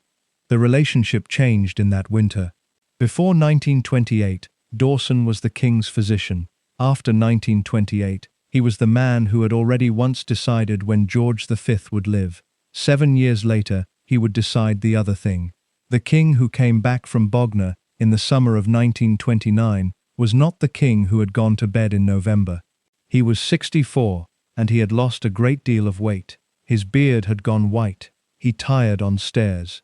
The winters, which had always been hard on his chest, now frightened everybody around him, and from 1929 onward, the household's year was organized around keeping him out of the cold and away from crowds. He had a hole in his side that took a long time to close properly, and a second operation in 1929 to deal with a recurrence of the infection. After that he was, in the language of the period, an invalid who worked. He did the boxes. He held audiences. He appeared when he had to. And between those appearances, he rested in a way he had never rested in his life. That is the setting for the last 7 years, and it is the setting in which Bertrand Dawson became something more than a doctor. Consider the practical position from 1929 onward. The king's capacity to function was a medical question. Whether he could travel, whether he could stand through a ceremony, whether he could go to Balmoral in October, or ought to stay south, whether a particular audience was too long, all of it went through Dawson. He was not merely reporting on the king's health. He was, in effect, setting the limits of what the head of state could do. A private secretary might construct a schedule. The physician decided whether it was possible. There is no constitutional description of that role, because it was never meant to exist. It arrived because a king got old and ill, and somebody had to make the judgments, and the person making them was a doctor with a warrant, and no oversight whatever. He was in the houses constantly, Sandringham at Christmas, Windsor, Balmoral in the autumn, where the king shot less and less each year and sat more, Buckingham Palace between. He knew the staff, the routines, the family's private names for things. Queen Mary consulted him about her husband, the way a wife consults the one professional she has decided to trust completely, and she did it for a quarter of a century. He also knew the sons, and he watched what was happening to them, with the peculiar clarity of a man who is present at family scenes, and is not family. The Prince of Wales was in his mid-30s by 1930, unmarried, restless, and in permanent low-grade conflict with his father. The rows were about clothes, about hours, about the friends he kept, about married women, about the fact that he did not appear to take the future seriously. George V was not subtle in these arguments, and neither was his son. Dawson was in the house while they were going on, in the way that a doctor is always in the house, in the next room, attending to the patient whose blood pressure the argument had just raised. The Duke of York was steadier, and stammered, and was frightened of his father in a way that never entirely wore off. He had married in 1923, and had 2 daughters, and by the 30s, he had the settled domestic life that his older brother conspicuously lacked. The king's own view of the succession is well recorded, and it is bleak. He is supposed to have said that his eldest son would ruin himself within 12 months of his death, and to have prayed that nothing would come between Bertie and Lilibet and the throne. He said things like that to people he trusted. Dawson was in the category of people he trusted. Now the picture of a man's life from inside the sick room. A physician of that period spent a great deal of time simply sitting with a patient. There were no tests to order, no scans, no laboratory to hurry. There was examination, and then there was conversation, and then there was waiting. A doctor attending a chronically ill man over 7 years accumulates hundreds of hours of it. In those hours the king talked. Everybody who was close to George V in the last years describes a man who had become more reflective and a good deal more frightened. He worried about the country. He worried about Europe. He worried, more than anything, about what would happen after him. Some of that went to Queen Mary. Some of it went to his private secretaries. Some of it went to Dawson, and Dawson wrote almost none of it down for publication, and never repeated it in his lifetime. That is the discretion that made him. It is also, unavoidably, the thing that makes him difficult to assess. Almost everything we know about what Dawson believed comes from Dawson, in private notes, discovered later. The public side of his life ran on alongside. From 1931 to 1937, he was president of the Royal College of Physicians, which put him at the head of his profession for 6 years. He was the elected voice of English medicine, the man who spoke for it to government, the figure who represented it on public occasions. He was in the Lords. He was on committees. He was consulted about appointments, and through all of it he retained his private practice, and his patients continued to include a considerable number of the people running the country. There is a phrase that gets used about men in that position, which is that they know where the bodies are buried. In Dawson's case it was more literal than usual, and also more limited than the phrase suggests. He was not a plotter. There is no evidence that he ever traded on what he knew, or leaked, or used a patient's confidence to advance himself. His conduct in that respect appears to have been genuinely impeccable across 40 years. What he did instead was more subtle and, in the end, more consequential. He came to believe that he was the reasonable man in the room, not in a grandiose way, in the tired, competent way of somebody who has spent decades handling other people's crises and has watched everybody around him panic, moralize, or look away. He had seen the church get contraception wrong. He had seen governments shelve his report. He had watched the Prince of Wales behave like a fool, and the king wear himself out, and the family talk around difficulties rather than about them. By the middle of the 1930s, Bertrand Dawson had spent 30 years being the calmest person present at other people's disasters, and he had drawn the conclusion that most calm people eventually draw. That when something needs doing, it is generally best if you do it yourself and explain afterwards. In May 1935, the country celebrated 25 years of George V's reign, and the king rode through London to St. Paul's and was astonished by the size of the crowds. He had 8 months to live, and his doctor was already watching him with the eye of a man who knew. On the 6th of May 1935, George V drove from Buckingham Palace to St. Paul's Cathedral for a service of thanksgiving, marking 25 years on the throne. He had not wanted much fuss. He was 70, he tired easily, and the whole business of a silver jubilee struck him as a good deal of noise about a man simply having done his job for a long time. The government and the household had talked him into it. What happened that morning genuinely startled him. The crowds were enormous, and they were not the organized, ticketed, carefully positioned crowds of a state occasion. People had come in from everywhere and filled the route and the side streets and the parks. The East End, which he passed through on other days of that week, had strung bunting across the terraces and put out tables. They cheered him in a way that was not deferential. It was affectionate. He is supposed to have said afterwards, more than once, that he could not understand it, because he was only a very ordinary sort of fellow. That remark has been quoted so often that it has gone soft, and it is worth taking seriously, because he meant it, and because he was wrong about why. He had come to the throne in 1910 as the second son of a famous father, with no expectation of reigning until his elder brother died of pneumonia in 1892. He was not clever, and knew it. He was not charming, and did not try to be. He had presided over the worst war in European history, over the collapse of half the monarchies on the continent, including his own cousins, over the Irish settlement, over the general strike, over the slump. He had done it by being exactly the same every day for 25 years. By 1935 that had turned into something the country valued more than it had expected to. Half of Europe was in the hands of men who shouted. Britain had a small, bearded, badly tempered naval officer who collected stamps and had never in his life said anything memorable, and the crowds in Whitechapel came out for him, because he had not changed. He had also, that Christmas of 1932, done something without quite realizing what he was starting. He read a message on the wireless, written for him by Kipling, and the whole empire heard the king's voice in their houses at the same moment.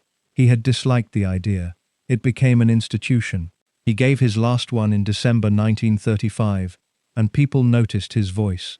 Because underneath the Jubilee, 1935 was a year of steady decline, and the people close to him could see it.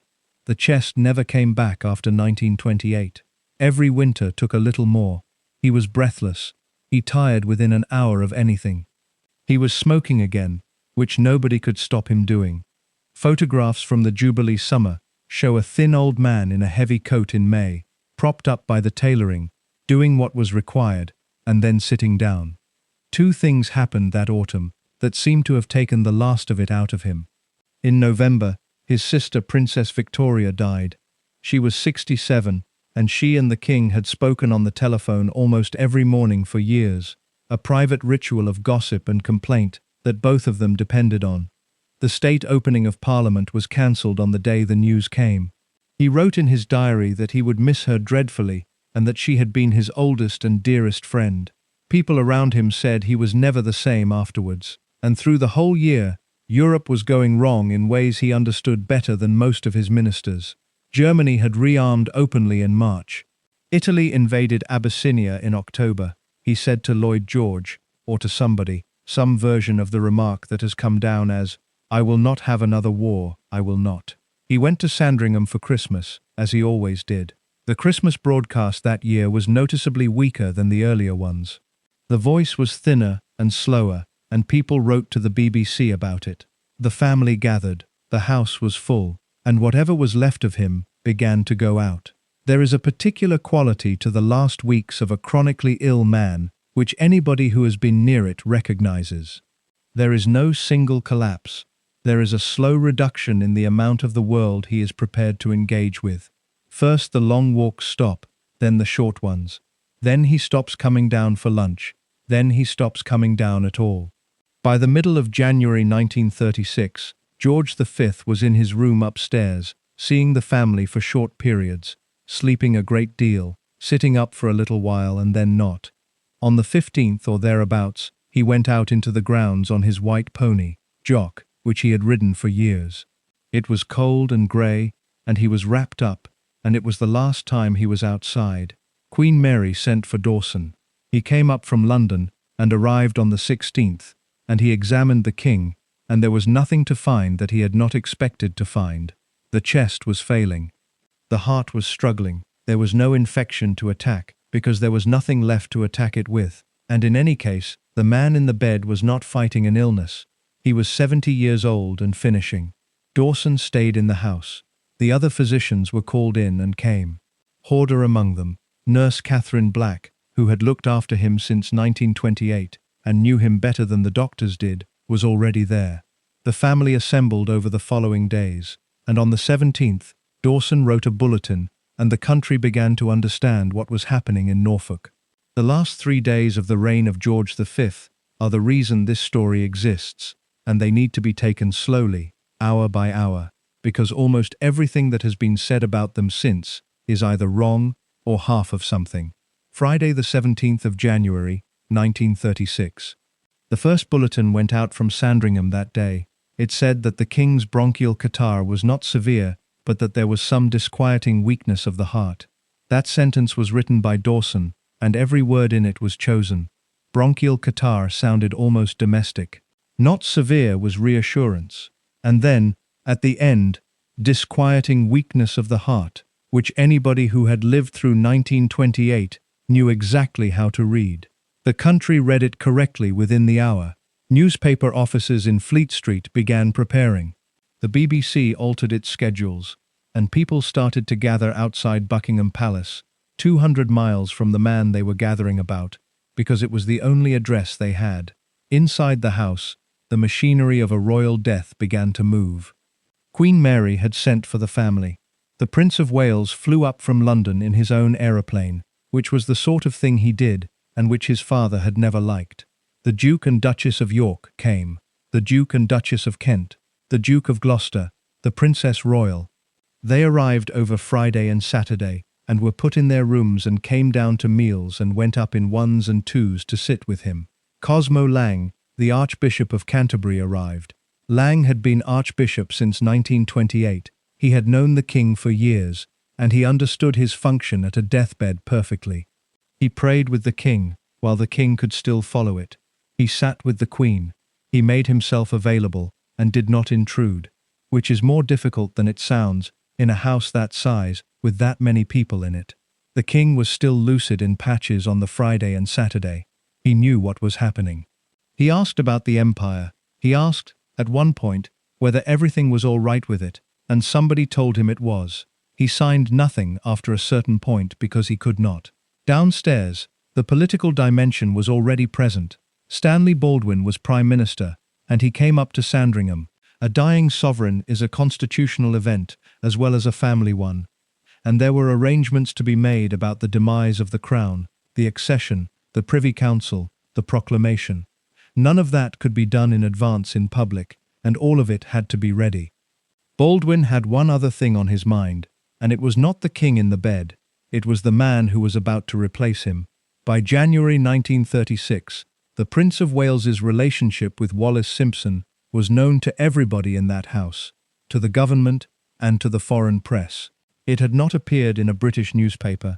The convention still held, but it was the largest single fact in British public life that nobody had printed, and every person of consequence at Sandringham that week was privately calculating what it would mean when the man upstairs stopped breathing.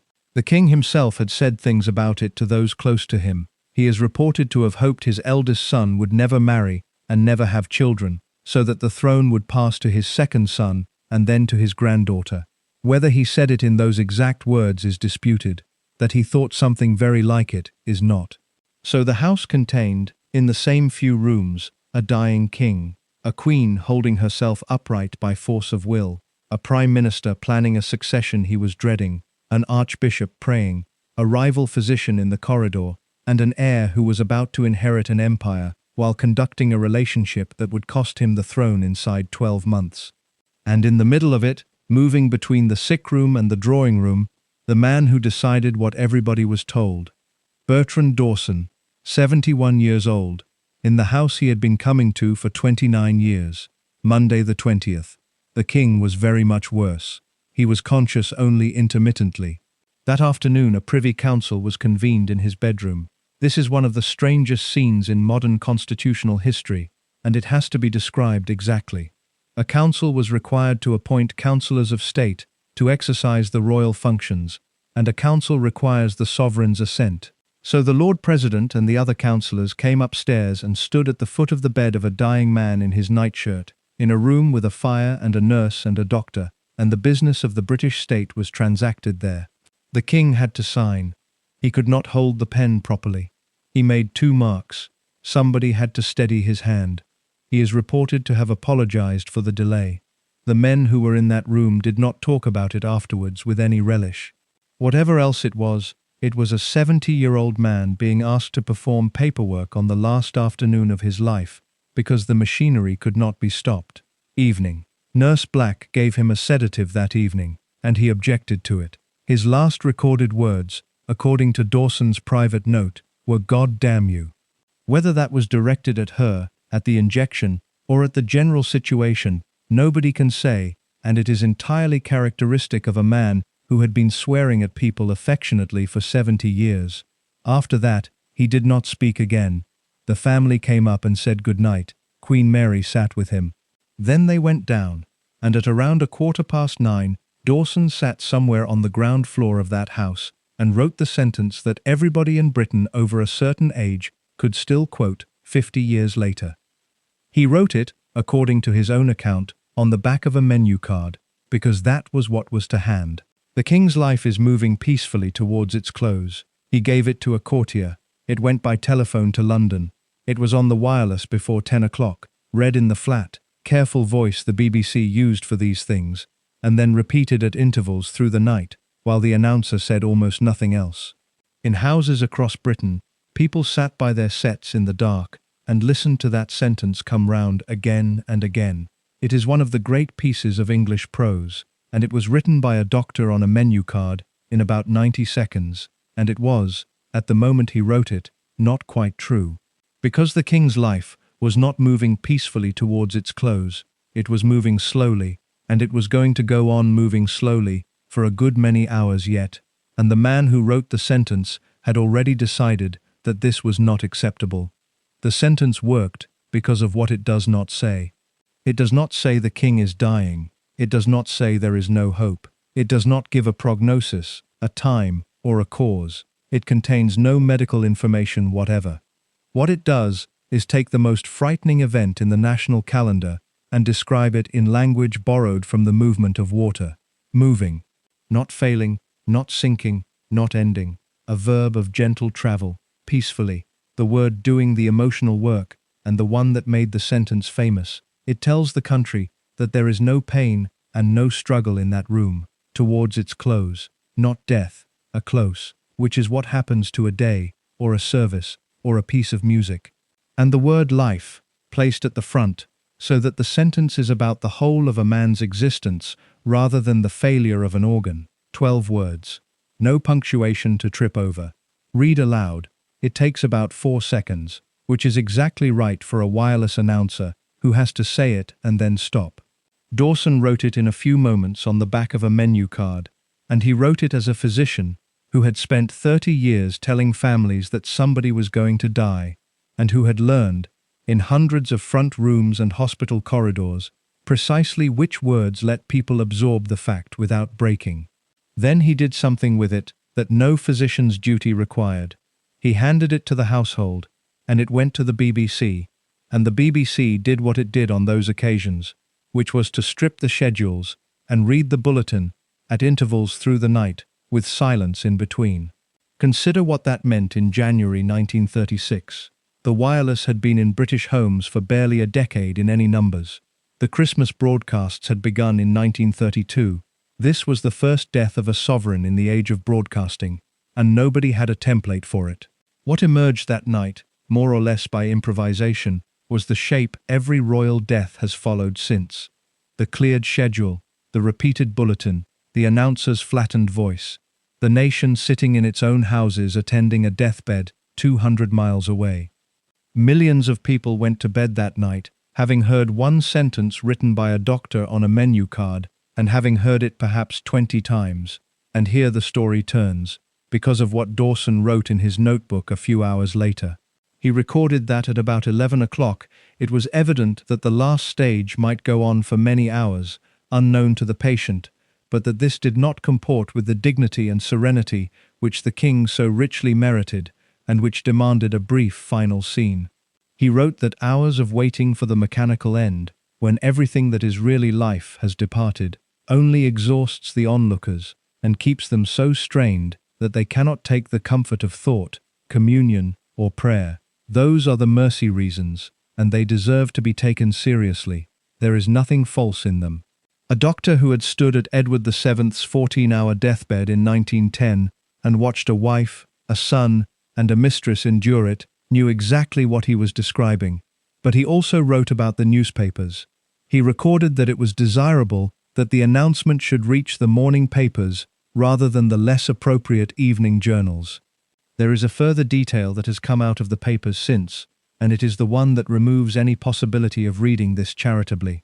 He telephoned his wife in London, sometime that evening, and asked her to let the Times know that the end was near, so that the paper could hold its edition. Think about the sequence. The syringe was not yet filled.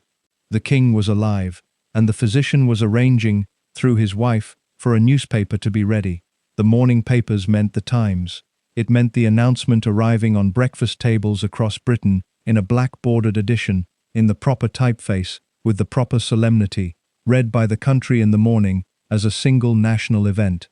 The evening papers meant something else entirely. It meant the popular press, the street corner editions, the shouted headlines of the afternoon. It meant the news of the king's death arriving in the same columns as racing results and murders and advertisements for corsets. It meant an empire, hearing about its sovereign's death from a boy waving a paper on the pavement. at 4 in the afternoon.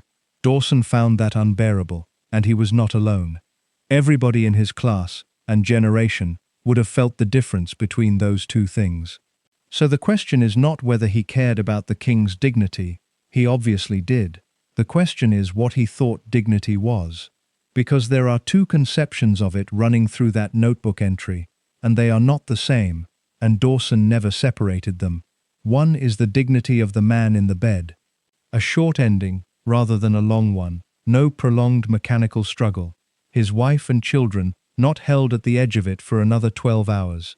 The other is the dignity of the event. The correct newspaper, the correct hour, the correct tone, the empire receiving its news in the proper form. The first is medicine.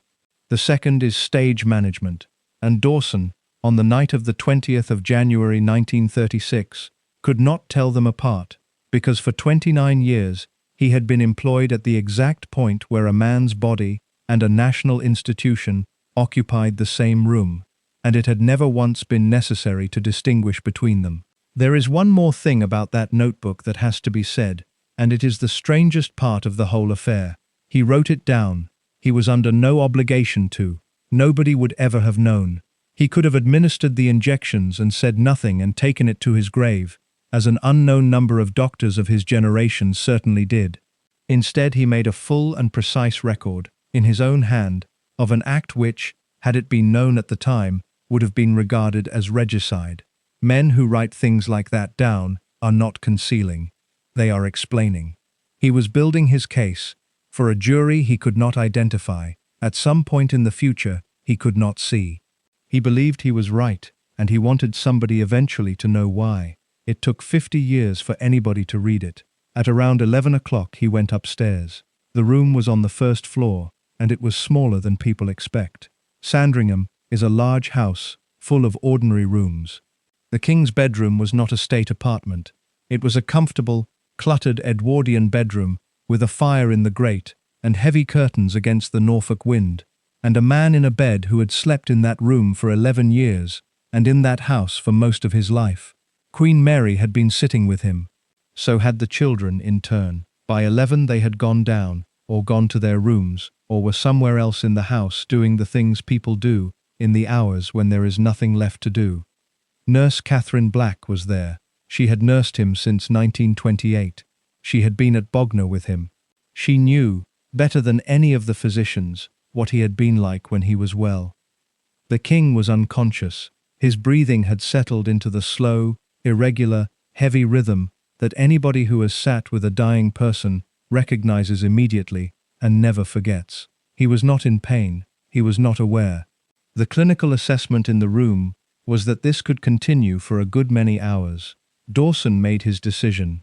He wrote afterwards that he decided to determine the end. That is the phrase he used. Not to ease it, not to shorten it, to determine it. It is the language of a man settling a question. He prepared 2 injections, 3/4 of a grain of morphia, and then a grain of cocaine. The morphia is the agent. At that dose, in a semi-conscious 70-year-old with a compromised chest, it suppresses the respiratory drive to the point where breathing stops. There is nothing mysterious about the pharmacology, and there was nothing mysterious about it in 1936. Every physician in England knew what 3/4 of a grain of morphia would do to a patient in that condition. The cocaine is harder to account for, and has puzzled people ever since. It has been suggested that it was intended to give the heart some final stimulation, or that it was an old-fashioned reflex from an era when cocaine was in routine clinical use. It has also been read, less kindly, as a doctor making sure. He found the distended jugular vein in the king's neck. A dying man's neck veins stand out when the heart is failing and the pressure backs up, which is why it was the vessel available. And then he recorded a detail that he did not have to record, and which is the most human thing in the whole document. He administered it himself. He noted that he did it himself, rather than ask a nurse to do it, and the reason is obvious, even though he did not state it. He was not going to make Catherine Black, or anybody else in that room, carry it. Whatever this was, it was going to belong to him. That is not the act of a man who thought he was doing something ordinary. He wrote that within about 1/4 of an hour, the breathing became quieter, the appearance more placid, and the physical struggle was gone. There was no physical struggle. The king had been unconscious for hours. The word appears because Dawson was already, at the moment of writing, describing the event in the terms he needed it to have. George V died at 5 minutes before midnight on the 20th of January 1936. The clocks in that house said 12:30, because Sandringham had run 30 minutes fast since Edward VII's time, and nobody had ever changed it. So there is a genuine confusion in the record about the hour of the king's death, and it has never been fully resolved. The time entered in the official account, and the time the household worked from, and the time on the clock faces in that building, were not the same thing. The last British sovereign to die at Sandringham died at a moment nobody in the room could state with certainty. Then the house began to move. The family were brought up. Queen Mary came into the room and did the thing that people who knew her remembered for the rest of their lives. She turned to her eldest son, and she took his hand, and she kissed it. He was the king. She had been queen for 26 years, and she was a widow of about 4 minutes standing, and the first thing she did was perform an act of homage to her own child, because the institution did not stop, and she was not going to let it look as though it had. Edward VI, by every account, became hysterical. He wept loudly, at length, and in a manner that startled and slightly embarrassed the people present. Some of them wrote about it afterwards, with more sympathy than others. Downstairs, the news went out. The BBC announced it in the early hours. The Empire woke to it, and the Times, which had been quietly warned, carried it in the morning edition, in black borders, in the correct type, on the breakfast tables of Britain, exactly as intended. Dawson had got what he wanted, to the minute. Then, at some point in the hours that followed, he sat down and wrote his account of the night, and he signed the death certificate. Pharisees, cardiac failure, bronchial complication, both of those things were true. The king's heart had failed, and his lungs had been failing for days. A pathologist reading that certificate in 1936 would have found nothing to object to. The document was not a forgery, and it did not contain a false statement. It simply did not contain the reason the heart stopped when it did. Nobody asked. There was no coroner, no inquest, no post-mortem, no second signature required, no mechanism anywhere in British law or practice by which a physician's certificate on a patient he had attended for 26 years would be examined by anyone at all. The certificate went where certificates go. And Bertrand Dawson, who had just committed an act which in the strict legal terms of the period would have been treated as the killing of the sovereign, went downstairs to a house full of the most powerful people in Britain, and none of them knew, and he behaved exactly as he had behaved every other day of his professional life. He was 71. He had 9 years left. He never told anyone. The king's body was taken from Sandringham to the little church of St. Mary Magdalene on the estate, and then by train to London. The coffin came into King's Cross and was carried through the streets to Westminster Hall on a gun carriage, and something happened on the way that people talked about for years afterwards. The imperial state crown was fixed to the top of the coffin, and as the carriage turned into New Palace Yard, the jolt shook the Maltese cross loose from the summit, and it fell off into the gutter. The new king saw it go. He is supposed to have said, "Christ, what will happen next?" A sergeant major of the Grenadiers picked it up and put it in his pocket and marched on. Walter Elliot, one of the ministers walking behind, is reported to have said that it was a fitting motto for the reign. The king lay in state in Westminster Hall for 4 days. Something close to 1 million people filed past. On one night, the 4 sons of the dead king, Edward, Albert, Henry, and George, came in privately at midnight and stood vigil at the 4 corners of the catafalque, in full uniform, while the public continued to shuffle past in the dark, and most of the people walking through did not realize who the 4 motionless figures were. The funeral was on the 28th of January at Windsor, and through all of it, nobody asked a single question about how or when he had died. It is worth being precise about why not, because the answer is not that people were stupid or incurious. There was, first, nothing to be curious about.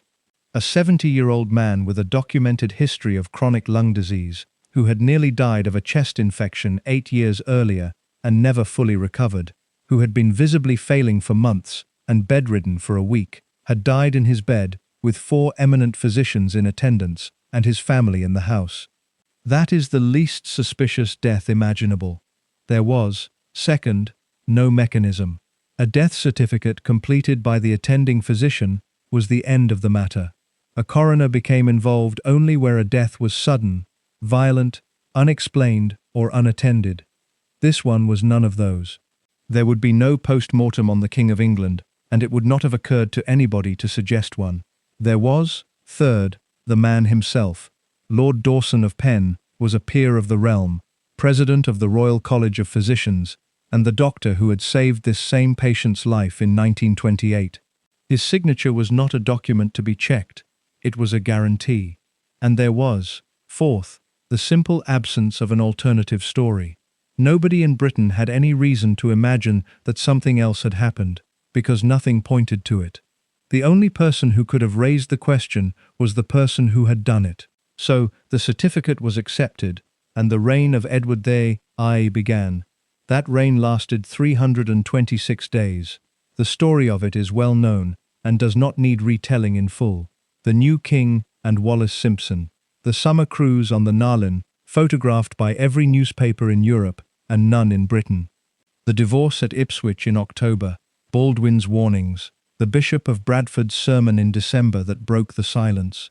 The proposal for a marriage in which she would not be queen, refused by the government and by the Dominions. The signature at Fort Belvedere on the 10th of December. The broadcast from Windsor the following night about the woman he loved. And on the 11th of December 1936, the shy second son with the stammer became George VI, exactly as his father had hoped and had said out loud to people he trusted. Dawson was there through all of it, and this is the part that gets forgotten. He did not retire when George V died. He continued as physician in ordinary to Edward VI and then to George VI.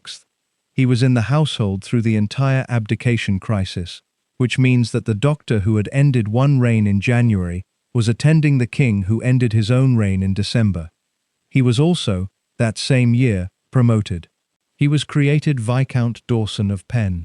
That elevation is usually listed among his honours without comment. Look at it directly. In 1936, Bertrand Dawson administered a fatal injection to the King of England, signed the certificate, saw the king's successor onto the throne, saw that successor off it again, and was made a Viscount. There is one scene from that year worth pausing on. At some point in the crisis, the question of the new king's state of mind was in the air. Men around Edward VI, watching him behave in ways they could not account for, wondered privately whether he was entirely well. Some of that talk reached the medical household. There were suggestions, never acted on, that a physician's view of the king might be relevant to what was happening. Nothing came of it, and it is right that nothing did.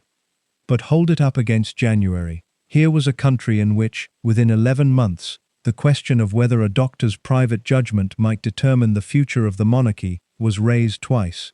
The first time, nobody knew it had been raised at all, and the doctor answered it himself in the dark with a syringe. The second time, it was discussed among frightened men in London and correctly set aside. The difference between those two cases is not law or ethics. It is that in the first there was nobody else in the room, and through 1936, while all of it was happening, Dawson said nothing. He went to the lying in state. He went to the funeral at Windsor.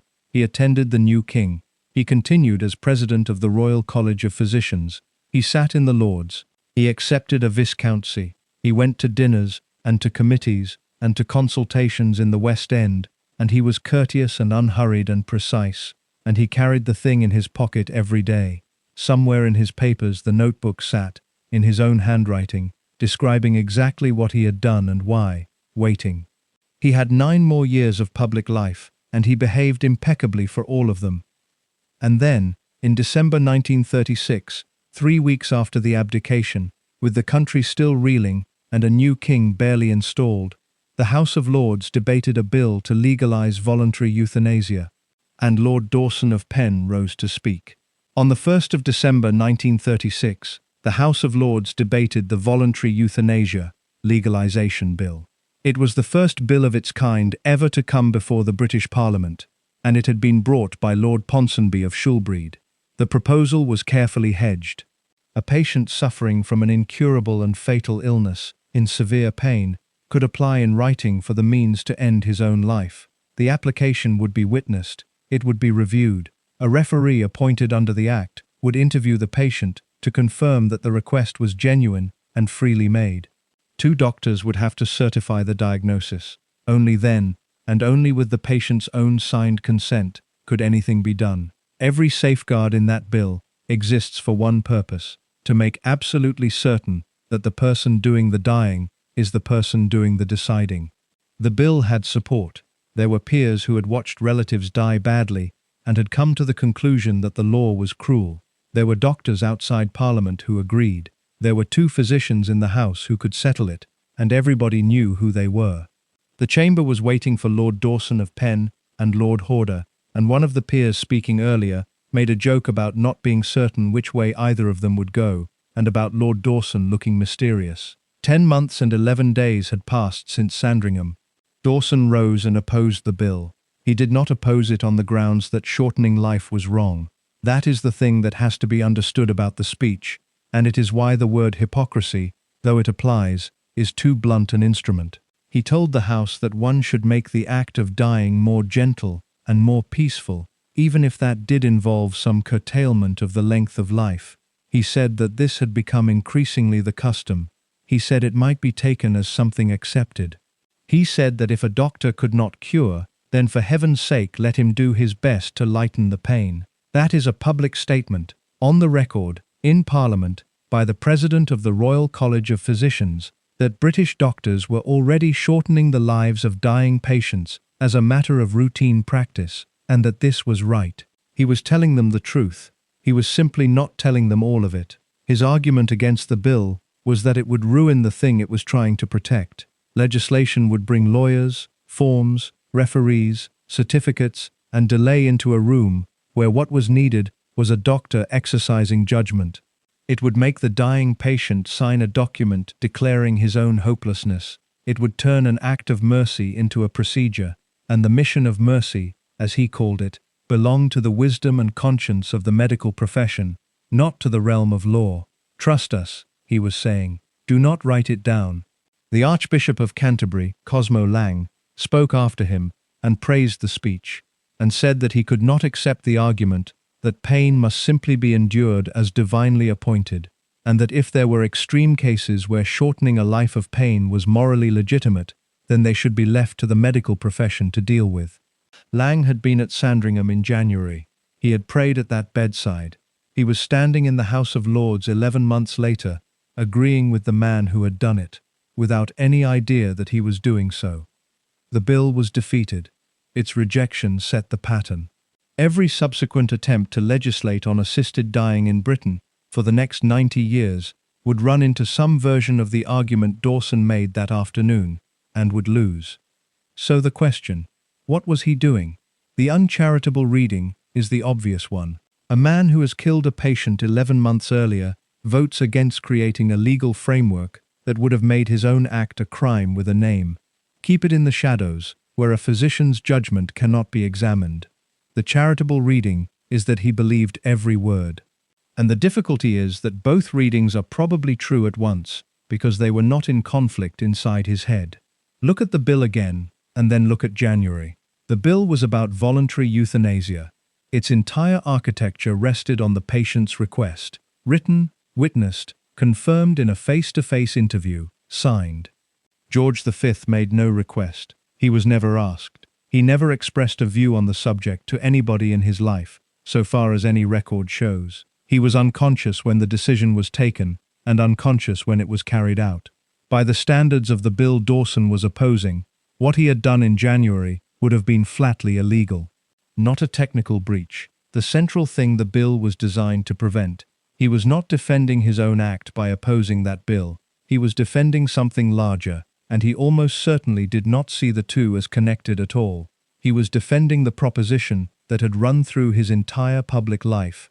Contraception, in 1921. Leave it to the doctor and the patient, not the bishops. Infanticide. in 1938, when he would introduce his own bill and get it onto the statute book. A woman who kills her newborn while her mind is disturbed is a medical case, not a murderer. And now, in 1936, dying belongs in the room, not in the statute book. Every one of those positions is defensible. Two of them were ahead of their time and did real good. The flaw in all of them is the same, and it is a single missing person.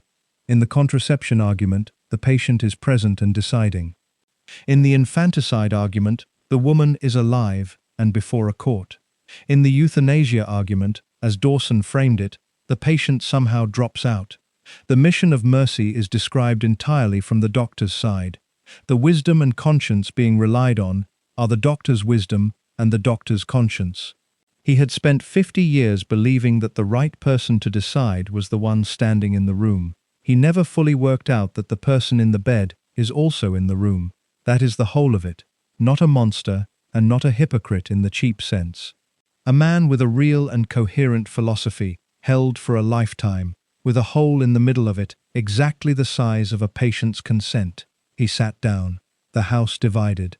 The bill fell. And Bertrand Dawson had 8.5 years left to live, in which he would do some of the best work of his career. The king who came to the throne in December 1936 was 41 years old and terrified. Albert, Duke of York, had spent his whole life not being the important one.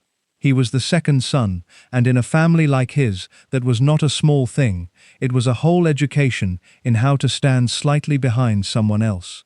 He stammered, badly enough that as a young man he could barely get through a sentence in public, and the stammer had been treated by every fashionable and unfashionable method the Edwardian medical world could produce, most of them useless, some of them cruel. He had been sickly as a child, had knock-knees corrected with painful splints that he wore for months, was left-handed, and was forced, in the manner of the age, to write with his right hand instead, which did nothing for the stammer and may well have made it worse. He had scraped through Osborne and Dartmouth near the bottom of his class, in a naval training system, built to reward exactly the kind of easy, natural confidence he did not have. He had served at Jutland, as a junior officer aboard HMS Collingwood, and it was the one thing in his life he was unambiguously proud of, because it was the one place where nobody had made allowances for him, and he had not needed any. He had married Elizabeth Bowes-Lyon in 1923 after she turned him down twice, and by every account, it was a genuine love match rather than a dynastic arrangement, and he had built around it a domestic life so contentedly ordinary, a house in the country, 2 daughters, dogs, gardening, that his brother found it faintly comic, a joke about how boring the spare could afford to be, while the heir carried the excitement. Then the excitement collapsed, and the boring life was the only one left standing. He wept when he was told he would have to take the throne. This is not a literary flourish, it is recorded by more than one person who was there, and by his own words afterward. He went to see his mother, Queen Mary, on the day his brother's abdication became final, and by his own account he broke down. He said he had never even seen a state paper. He had not been trained for this in any of the ways that matter, not in the boxes of government documents that arrive every day, not in the constant, grinding diplomacy of being the person every institution in the country needs something from. His brother had been groomed for it since birth, in the way an heir is groomed, with all the attention and all the damage that entails. Albert had been left largely alone, which had been kind to him in some ways, and had left him wholly unequipped in this one enormous way. He also had a chest, a lifelong susceptibility to bronchial illness that would recur through every difficult winter of his reign, and a habit of nervous rages the household called his gnashes, sudden eruptions of temper brought on by strain that dissolved as quickly as they arrived and left him apologetic, and a smoking habit, 40 a day by some accounts, that would kill him at 56 with the same disease that took his father, though by a slower and crueler road. Dawson attended him. That transition matters more than the record shows. Dawson had been physician to this man's father for 26 years, and had been present, uninvited and undiscovered, at the moment that made this man king. He now took charge of the health of the person whose entire life had been rearranged by his brother's decision, and, in a way, nobody in England knew, by Dawson's own decision in a bedroom at Sandringham. There is no evidence that Dawson felt the strangeness of this. He simply continued. He had outlived one king as his physician and installed himself, without ceremony or apparent hesitation, as physician to the next, and the new king, exhausted and frightened, and newly burdened with a country, had no idea that the kindly, silver-haired man taking his pulse had also taken his father's life, nor any reason to imagine such a thing was possible. He was 72 in 1936, and he did not slow down. He remained president of the Royal College of Physicians until 1937, having by then held the post for an unusually long stretch, long enough that a generation of English doctors had trained under a professional establishment he had personally shaped. And in December 1937 he did the last substantial piece of legislative work of his life, and it is the one that ought to be set against everything else, weighed in the other pan of the scale before anyone reaches a verdict on the man. He introduced an infanticide bill in the House of Lords. The background was a case he had been personally involved in. In 1936, a young woman named Hale had been tried for the killing of her children, and Dawson had given evidence for the defense about her mental state, and his testimony, carrying all the authority of the king's physician and the president of the Royal College, had contributed materially to her acquittal on grounds of insanity. The case was reported at length in the newspapers and in the medical and legal journals, and it exposed, in a way that a single desperate woman rarely manages to expose anything to a comfortable country, exactly how badly the existing law fit the reality it was meant to address.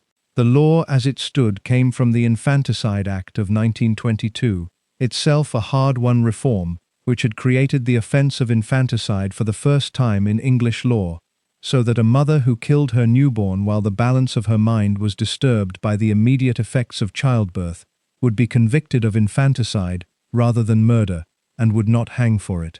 Before 1922, the law had recognized no such distinction. A woman who killed her child in the derangement of a difficult birth stood in exactly the same dock, facing exactly the same rope, as a calculating poisoner.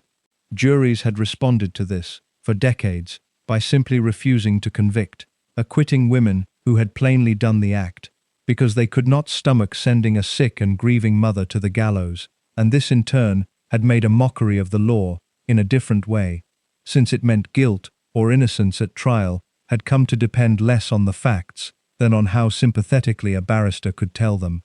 The 1922 Act was meant to close that gap. It closed part of it. The problem was the word newborn. The 1922 Act applied only to a child killed shortly after birth, in the narrow window in which the physical trauma of labor itself could plausibly be said to have disturbed the mother's mind. A woman whose mind gave way 6 months later, under the accumulated exhaustion of an infant she could not feed, in a house with no money, and a husband out of work or already gone, was outside it entirely. The medical reality that lactation itself, the hormonal and physical toll of continued breastfeeding, combined with poverty, isolation, and sleeplessness, could produce a genuine and severe derangement long after the birth itself, had no home in the statute. She was tried for murder on exactly the same terms as any other killer, and the sentence for murder in England in the 1930s was death by hanging, commuted in practice for women, in most such cases, to a term of imprisonment or committal to an asylum, but only at the discretion of the Home Secretary, after a capital sentence had already been passed, and the woman had already been told she would die. The law offered her mercy only as an act of executive grace, bolted on after the fact, never as a right built into the trial itself. Dawson's bill extended the protection to the killing of a child under 12 months, and brought within its scope not only the immediate effects of birth, but explicitly the effects of lactation and the prolonged disturbance that could follow it. Language that came directly out of the clinical picture doctors like Dawson had spent years observing in poor women, referred to them by the courts, women whom the existing legal categories had no honest way of describing. He argued the case in the Lords in the same voice he had used in 1921 to defend a doctor's right to discuss contraception. This is a medical matter, and the criminal law, built for calculation and intent, is the wrong instrument to apply to a disordered mind. He had made variations of that argument for nearly 2 decades, in favor of causes as different as birth control and the reorganization of the entire health system, and each time it had cost him something with some constituency or another. This time it cost him very little, because by 1937 the medical evidence was overwhelming and the human cost of the old law was sitting in the newspapers for anyone to read. It passed. It became the Infanticide Act, 1938. It remains, with only modest subsequent amendment, the law in England and Wales. That act has kept an unknown number of desperately ill women out of the dock on a murder charge for nearly 90 years, and it exists because a 73-year-old peer decided to spend the last of his political capital on the least fashionable defendants in the criminal courts. Women nobody was going to hold a rally for, women whose stories reached the public, if they reached it at all, as a few paragraphs of court reporting under a small headline. There was no glamour in this bill, no scientific frontier being crossed, no royal drama attached to it. It was simply, doggedly, correct, and Dawson pushed it through. In the last years, he had the standing to push anything through at all. It is the same argument he had been making since 1921. This is a medical matter, and the law is the wrong instrument. This time there is no hole in it, because the woman is alive and present and represented, standing in an open court with a barrister beside her. In front of a jury she can see, and who can see her? Nobody signed anything for her in a locked room in the middle of the night. That contrast did not occur to anyone at the time, because nobody but Dawson and, later, his widow, had the information required to draw it. But it sits there now, waiting, obvious once you know where to look. The same man who insisted that the person in the room must decide, and be seen to decide, in public, in the light, on the record, and who then, 3 years earlier, in a different room, had decided everything himself, alone, in the dark, and told no one. He was capable of both things. That is the difficulty with Dawson, and it does not resolve. Then the war came. He was 75 in September 1939, and he had run the medical services of an army on the Western Front a generation earlier, and he stayed at his post through this one too, though this time the post was a palace and a country under bombardment, rather than a line of casualty clearing stations behind the trenches. The King and Queen remained in London through the Blitz, refusing evacuation, visiting bombed streets in the East End in the mornings after the raids, and Buckingham Palace itself was bombed 9 times, once while the King and Queen were in the building. The royal family's physician in those years was an old man who had spent 1915 to 1919 in France, watching young men die in numbers that had permanently altered how he thought about death, and who now watched the same machinery turn on his own country rather than on an army sent abroad to meet it. He would have recognized the particular exhaustion of it immediately, the way a population under sustained bombardment develops the same flattened, functional numbness that soldiers develop, the way ordinary civility becomes strange and unbearably touching against a backdrop of ruin. He was old enough, by 1940, to have watched this exact process twice in one lifetime. He continued to sit in the Lords through the war, arguing about the future of medicine, even as the immediate emergency consumed nearly all the government's attention, and as the Beveridge Report landed in December 1942, and the shape of a post-war health service began, for the first time in Britain's history, to be drawn with something like political inevitability behind it. Beveridge's report on social insurance had, almost as an aside to its main business of pensions and unemployment support, taken for granted the need for a comprehensive health service, free at the point of use, available to everybody, regardless of ability to pay.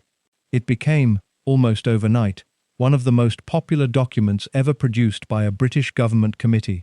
Queues formed outside the stationery office to buy copies, something that has essentially never happened to a government report before or since, and it made the political creation of a national health service, in one form or another, no longer a question of whether, but of what shape it would take and who would run it. And here the last strange turn of his life takes place, because he fought it. The service being designed through the war years and finally legislated by Aneurin Bevan after 1945 was recognizably, in its broad shape, the one Dawson himself had sketched in his own report of 1920, the Dawson Report, still cited today as one of the founding documents of British health policy, which had proposed a tiered system of primary health centres feeding into larger hospitals, prevention and treatment integrated rather than kept in separate silos, care organised around communities rather than around the ability to pay a private fee. 25 years before Bevan, Dawson had drawn almost exactly this map. He should, by any simple reading of his own earlier work, have been among its loudest champions in 1945. Instead, Dawson opposed the specific form it was taking. He spent his final years in the Lords defending what he saw as the necessary independence of the medical profession, against what he characterized as its absorption into a state machine, doctors converted into salaried civil servants, hospitals placed under direct ministerial control from Whitehall, medicine administered by officials rather than practiced by clinicians answerable to their patients and their professional colleges, rather than to a minister. He gave speeches warning that a service designed by politicians, however well-intentioned, would eventually be run according to political and financial logic rather than medical judgment, and that the doctor in the room, his lifelong phrase, worn smooth by 20 years of use, would find his authority steadily hollowed out from above. People have called that a betrayal of his own report, and on the surface it looks exactly like one. The architect of the plan turning against the building once someone else began actually to construct it. It was not, quite, a betrayal, or at least not a simple one. He had always wanted medicine organized. His 1920 report was nothing if not a plan for organization, for structure, for the replacement of the old chaotic patchwork of charity hospitals, poor law infirmaries, and private practice with something rational and universal. But what he had wanted organized by doctors, for doctors' patients, under doctors' professional judgment, guided by the medical understanding of what a patient needed.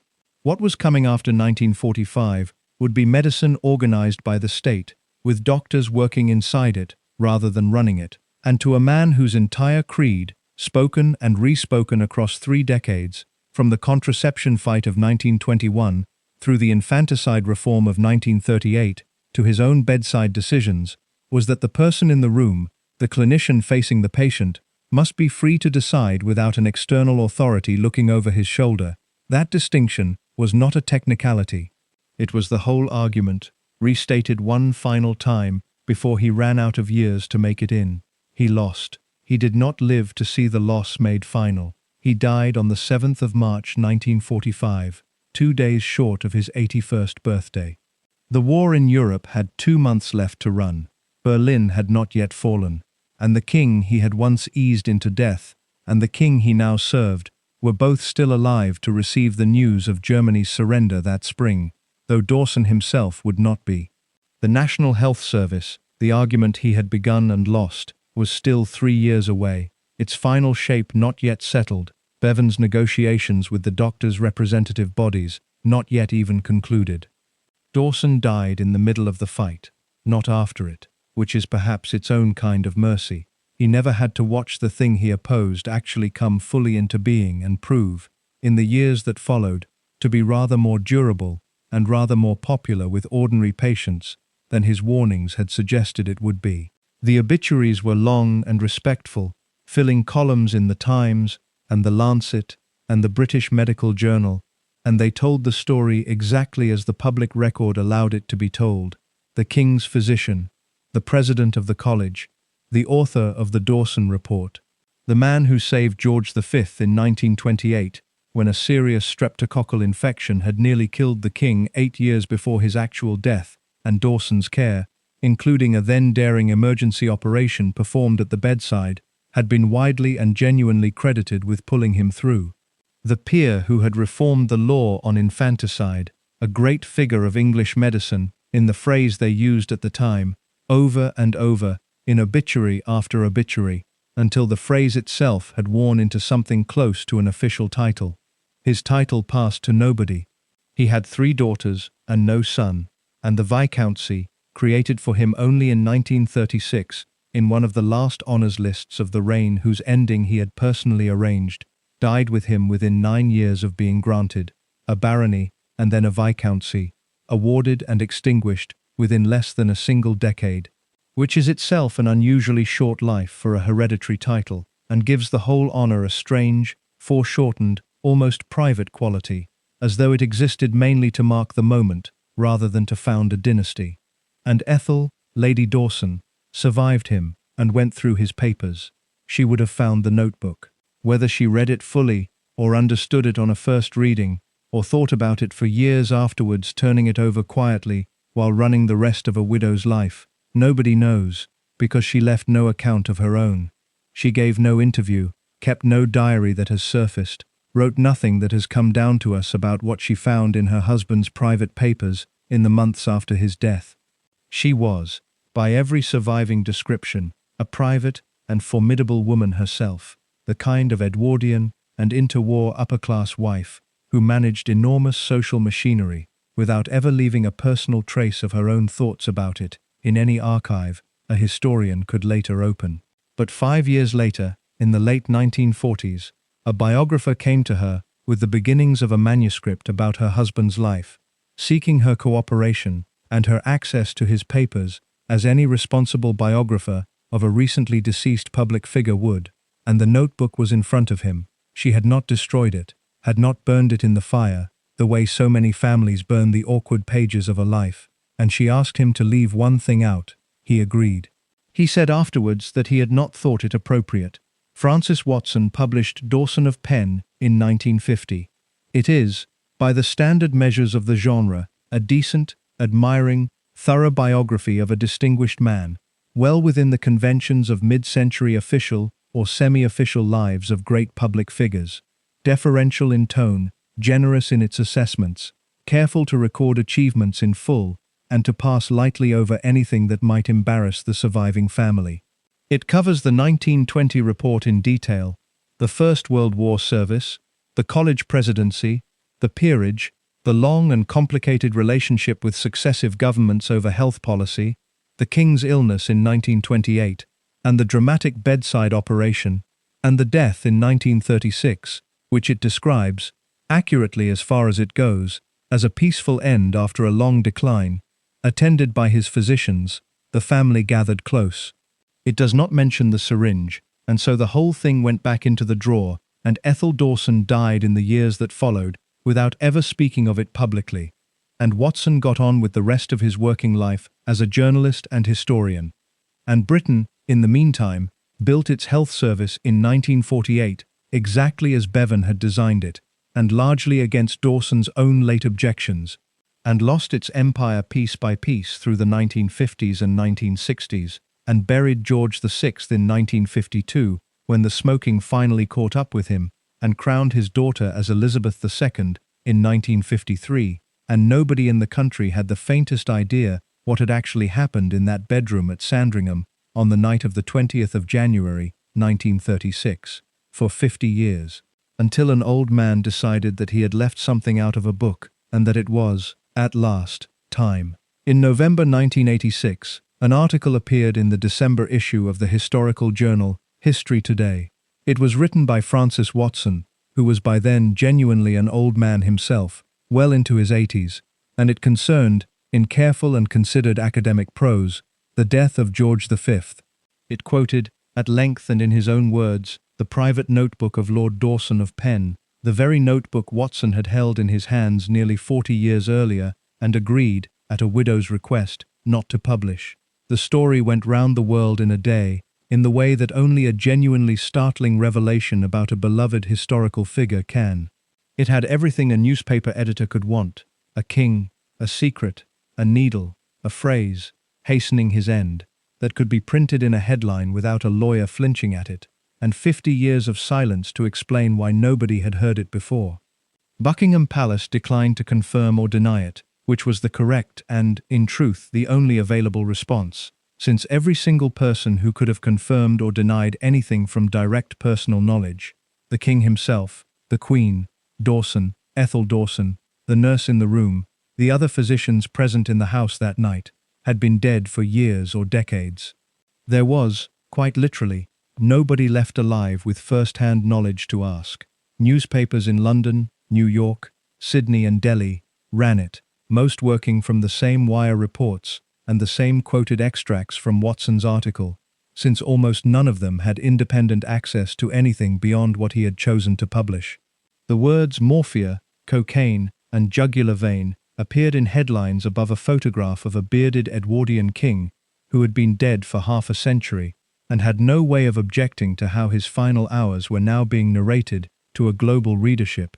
Watson explained, in interviews given around the article's publication, why he had waited so long. He had read the notebook while researching the biography in the late 1940s. He had left the material out of the finished book because Lady Dawson did not want it included, and he had agreed with her request at the time, out of a mixture of personal loyalty, professional discretion, and what he called simply not thinking it appropriate. The same three words he had apparently used at the time and would use again, decades later, to explain both the original omission and the eventual decision to reverse it. 36 years after the biography's publication, with the widow, the family, the attending nurse, the rival physician, and every other person with a personal stake in the story now dead, he judged that the historical record was owed the truth more than any remaining party was owed protection from it, and he wrote the article. There is something almost unbearable in the arithmetic of that decision, if you sit with it for a moment. Watson had known, in some form, since roughly 1948. He kept the knowledge, by his own account, for 38 years. In that time, Nurse Catherine Black, who had been in the room for most of that final day, and had likely stepped out only in the last hour, lived out the rest of her career and her retirement, knowing nothing of what happened after she left. Lord Horder, Thomas Horder, who had also been present in the house that night, who had spent much of his own long career quietly and publicly insisting that Dawson claimed for himself more medical and institutional authority than any single doctor properly should, a criticism he had made for 40 years without ever knowing quite how completely it would eventually be vindicated, died in 1955, a full decade after Dawson and 31 years before the truth surfaced, without ever being told that he had been right about a man in a way he could not have imagined. Queen Mary, the king's widow, who lived another 17 years after her husband's death, and by all accounts held on to a settled, comforting memory of that final night as a peaceful, natural passing surrounded by family, died in 1953, still believing exactly that. Edward V., by then long exiled from the throne he had abandoned, and living out his life as the Duke of Windsor, died in 1972 in Paris, having never learned that his father's last hours, the hours immediately preceding his own brief and catastrophic reign, had been arranged and timed by a physician for reasons that had nothing to do with medicine and everything to do with a newspaper's printing schedule. Only two people ever knew, in full, what happened in that room: the man who did it, and, after 1945, his widow, going through his papers in the quiet, unglamorous work that follows any death. Then a biographer, admitted briefly into the secret on the condition that he keep it. Then nobody at all, for a generation, an entire adult lifetime in which the truth existed only as ink in a drawer and a memory in one increasingly elderly man's head. Then, in the space of a single news cycle in November 1986, everybody at once. The reaction in 1986 split along lines that have not really closed since, and the split itself tells you something about how differently doctors and everyone else are trained to think about the ending of a life. There were doctors, prominent ones, who wrote to the papers or gave interviews, saying, in effect, that this was ordinary practice, dressed up in unusually candid and therefore shocking language. Easing the passage of a dying patient with generous and escalating doses of opiates was, they pointed out, routine clinical practice in 1936, and remains, under the doctrine sometimes called double effect, a recognized and legally protected part of terminal and palliative care today. A doctor may give pain relief in doses sufficient to control suffering, even if a foreseeable side effect is to shorten life, provided the intention is the relief of suffering and not the ending of the life itself. On this reading, Dawson did nothing that a great many physicians of his generation, faced with a dying and unconscious patient in obvious final decline, would not also have done, perhaps with less precision and less documentation. His only truly unusual act, on this view, was writing the decision down afterward in such stark, undefended language, with no softening euphemism, admitting a specific dose, and a specific intended effect, and a specific desired outcome, within a specific and named window of time. There were others, including other doctors, who said that this reading let the case off far too lightly, because it was not that at all. Easing a death that is already actively, visibly underway, and reaching in to determine the precise hour at which that death will occur, are recognizably different acts, however close they may look from the outside. The dose Dawson administered, morphine and then cocaine, injected directly, by his own written account, in quantities sufficient to end the king's life within about an hour, was chosen and calibrated specifically to kill within that hour, and it did exactly that, on schedule. There was no consent sought from the patient, who was unconscious, and in any case, had never been asked in advance what he would want done in such a circumstance. No request from the family, beyond a general and understandable wish that the king's evident suffering not be prolonged. And, most damningly to Dawson's critics, no consultation whatsoever with the 3 other physicians who were present in the house that same night, men whose professional judgment Dawson simply bypassed entirely in making and executing the decision alone.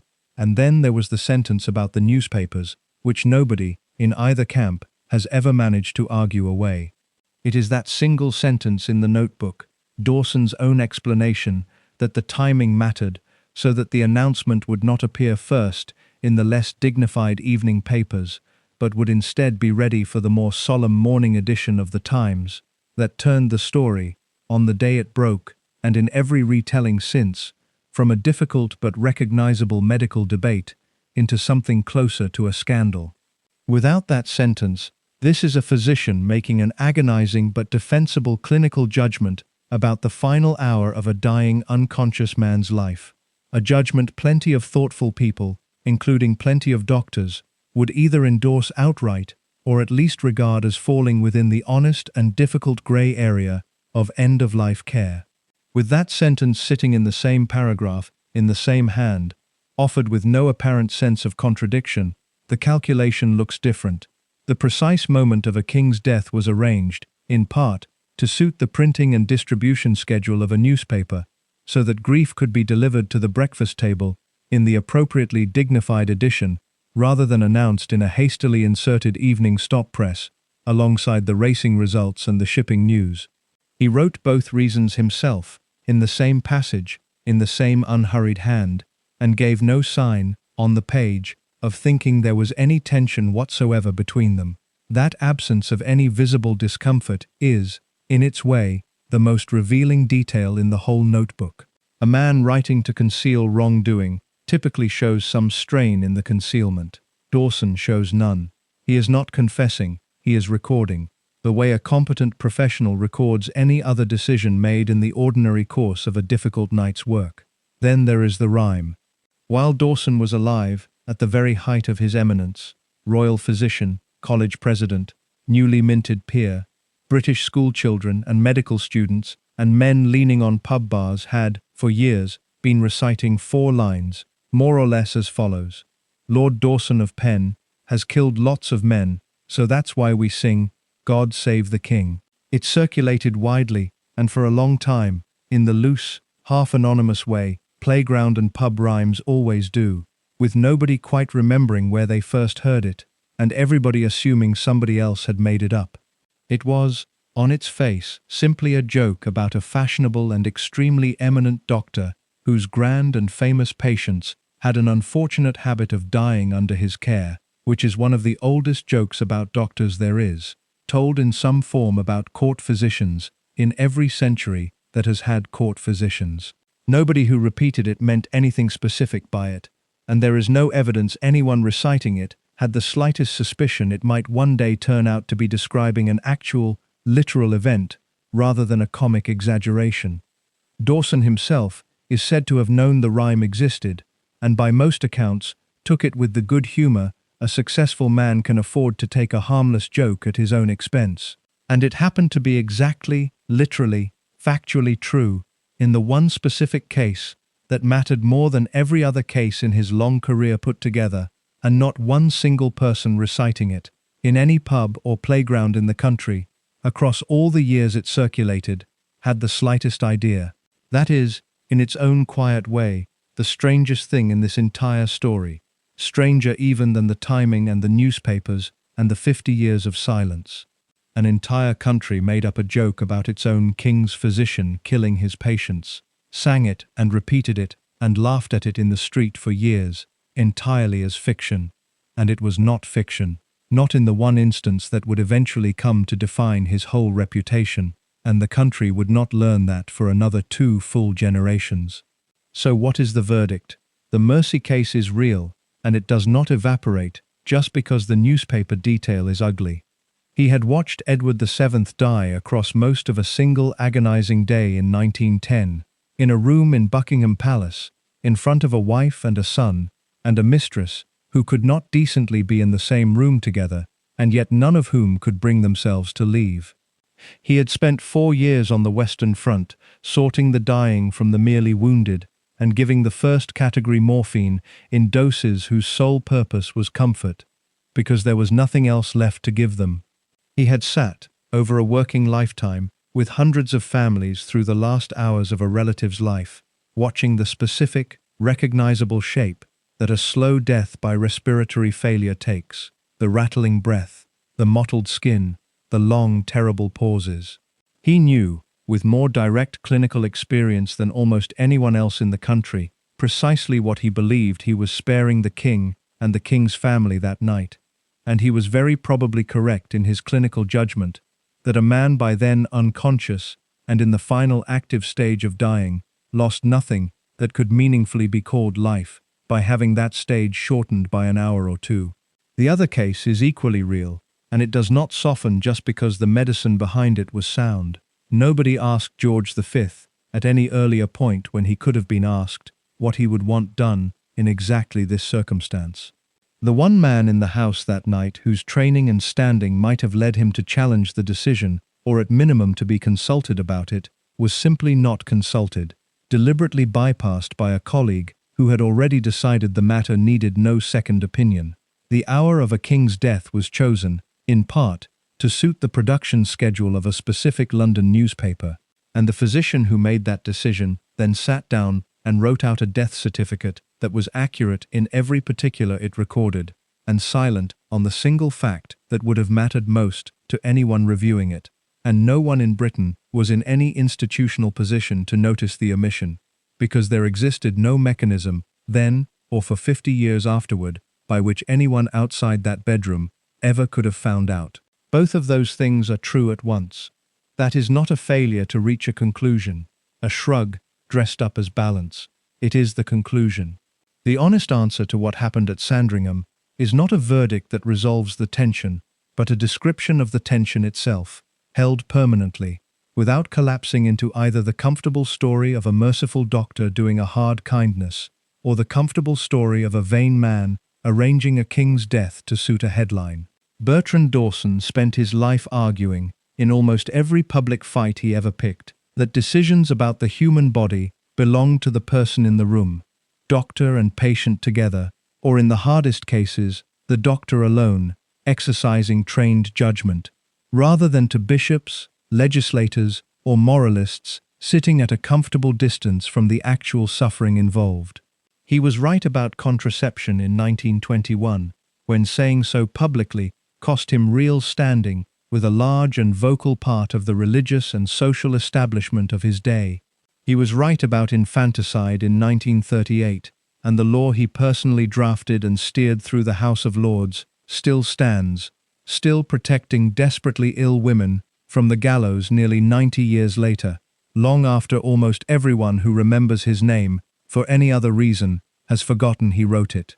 He designed, in outline, a national health service fully 28 years before the country he served finally built one, and got the broad shape of it more right than wrong. And he never worked out, or never let himself work out, that the person in the room includes the one lying in the bed.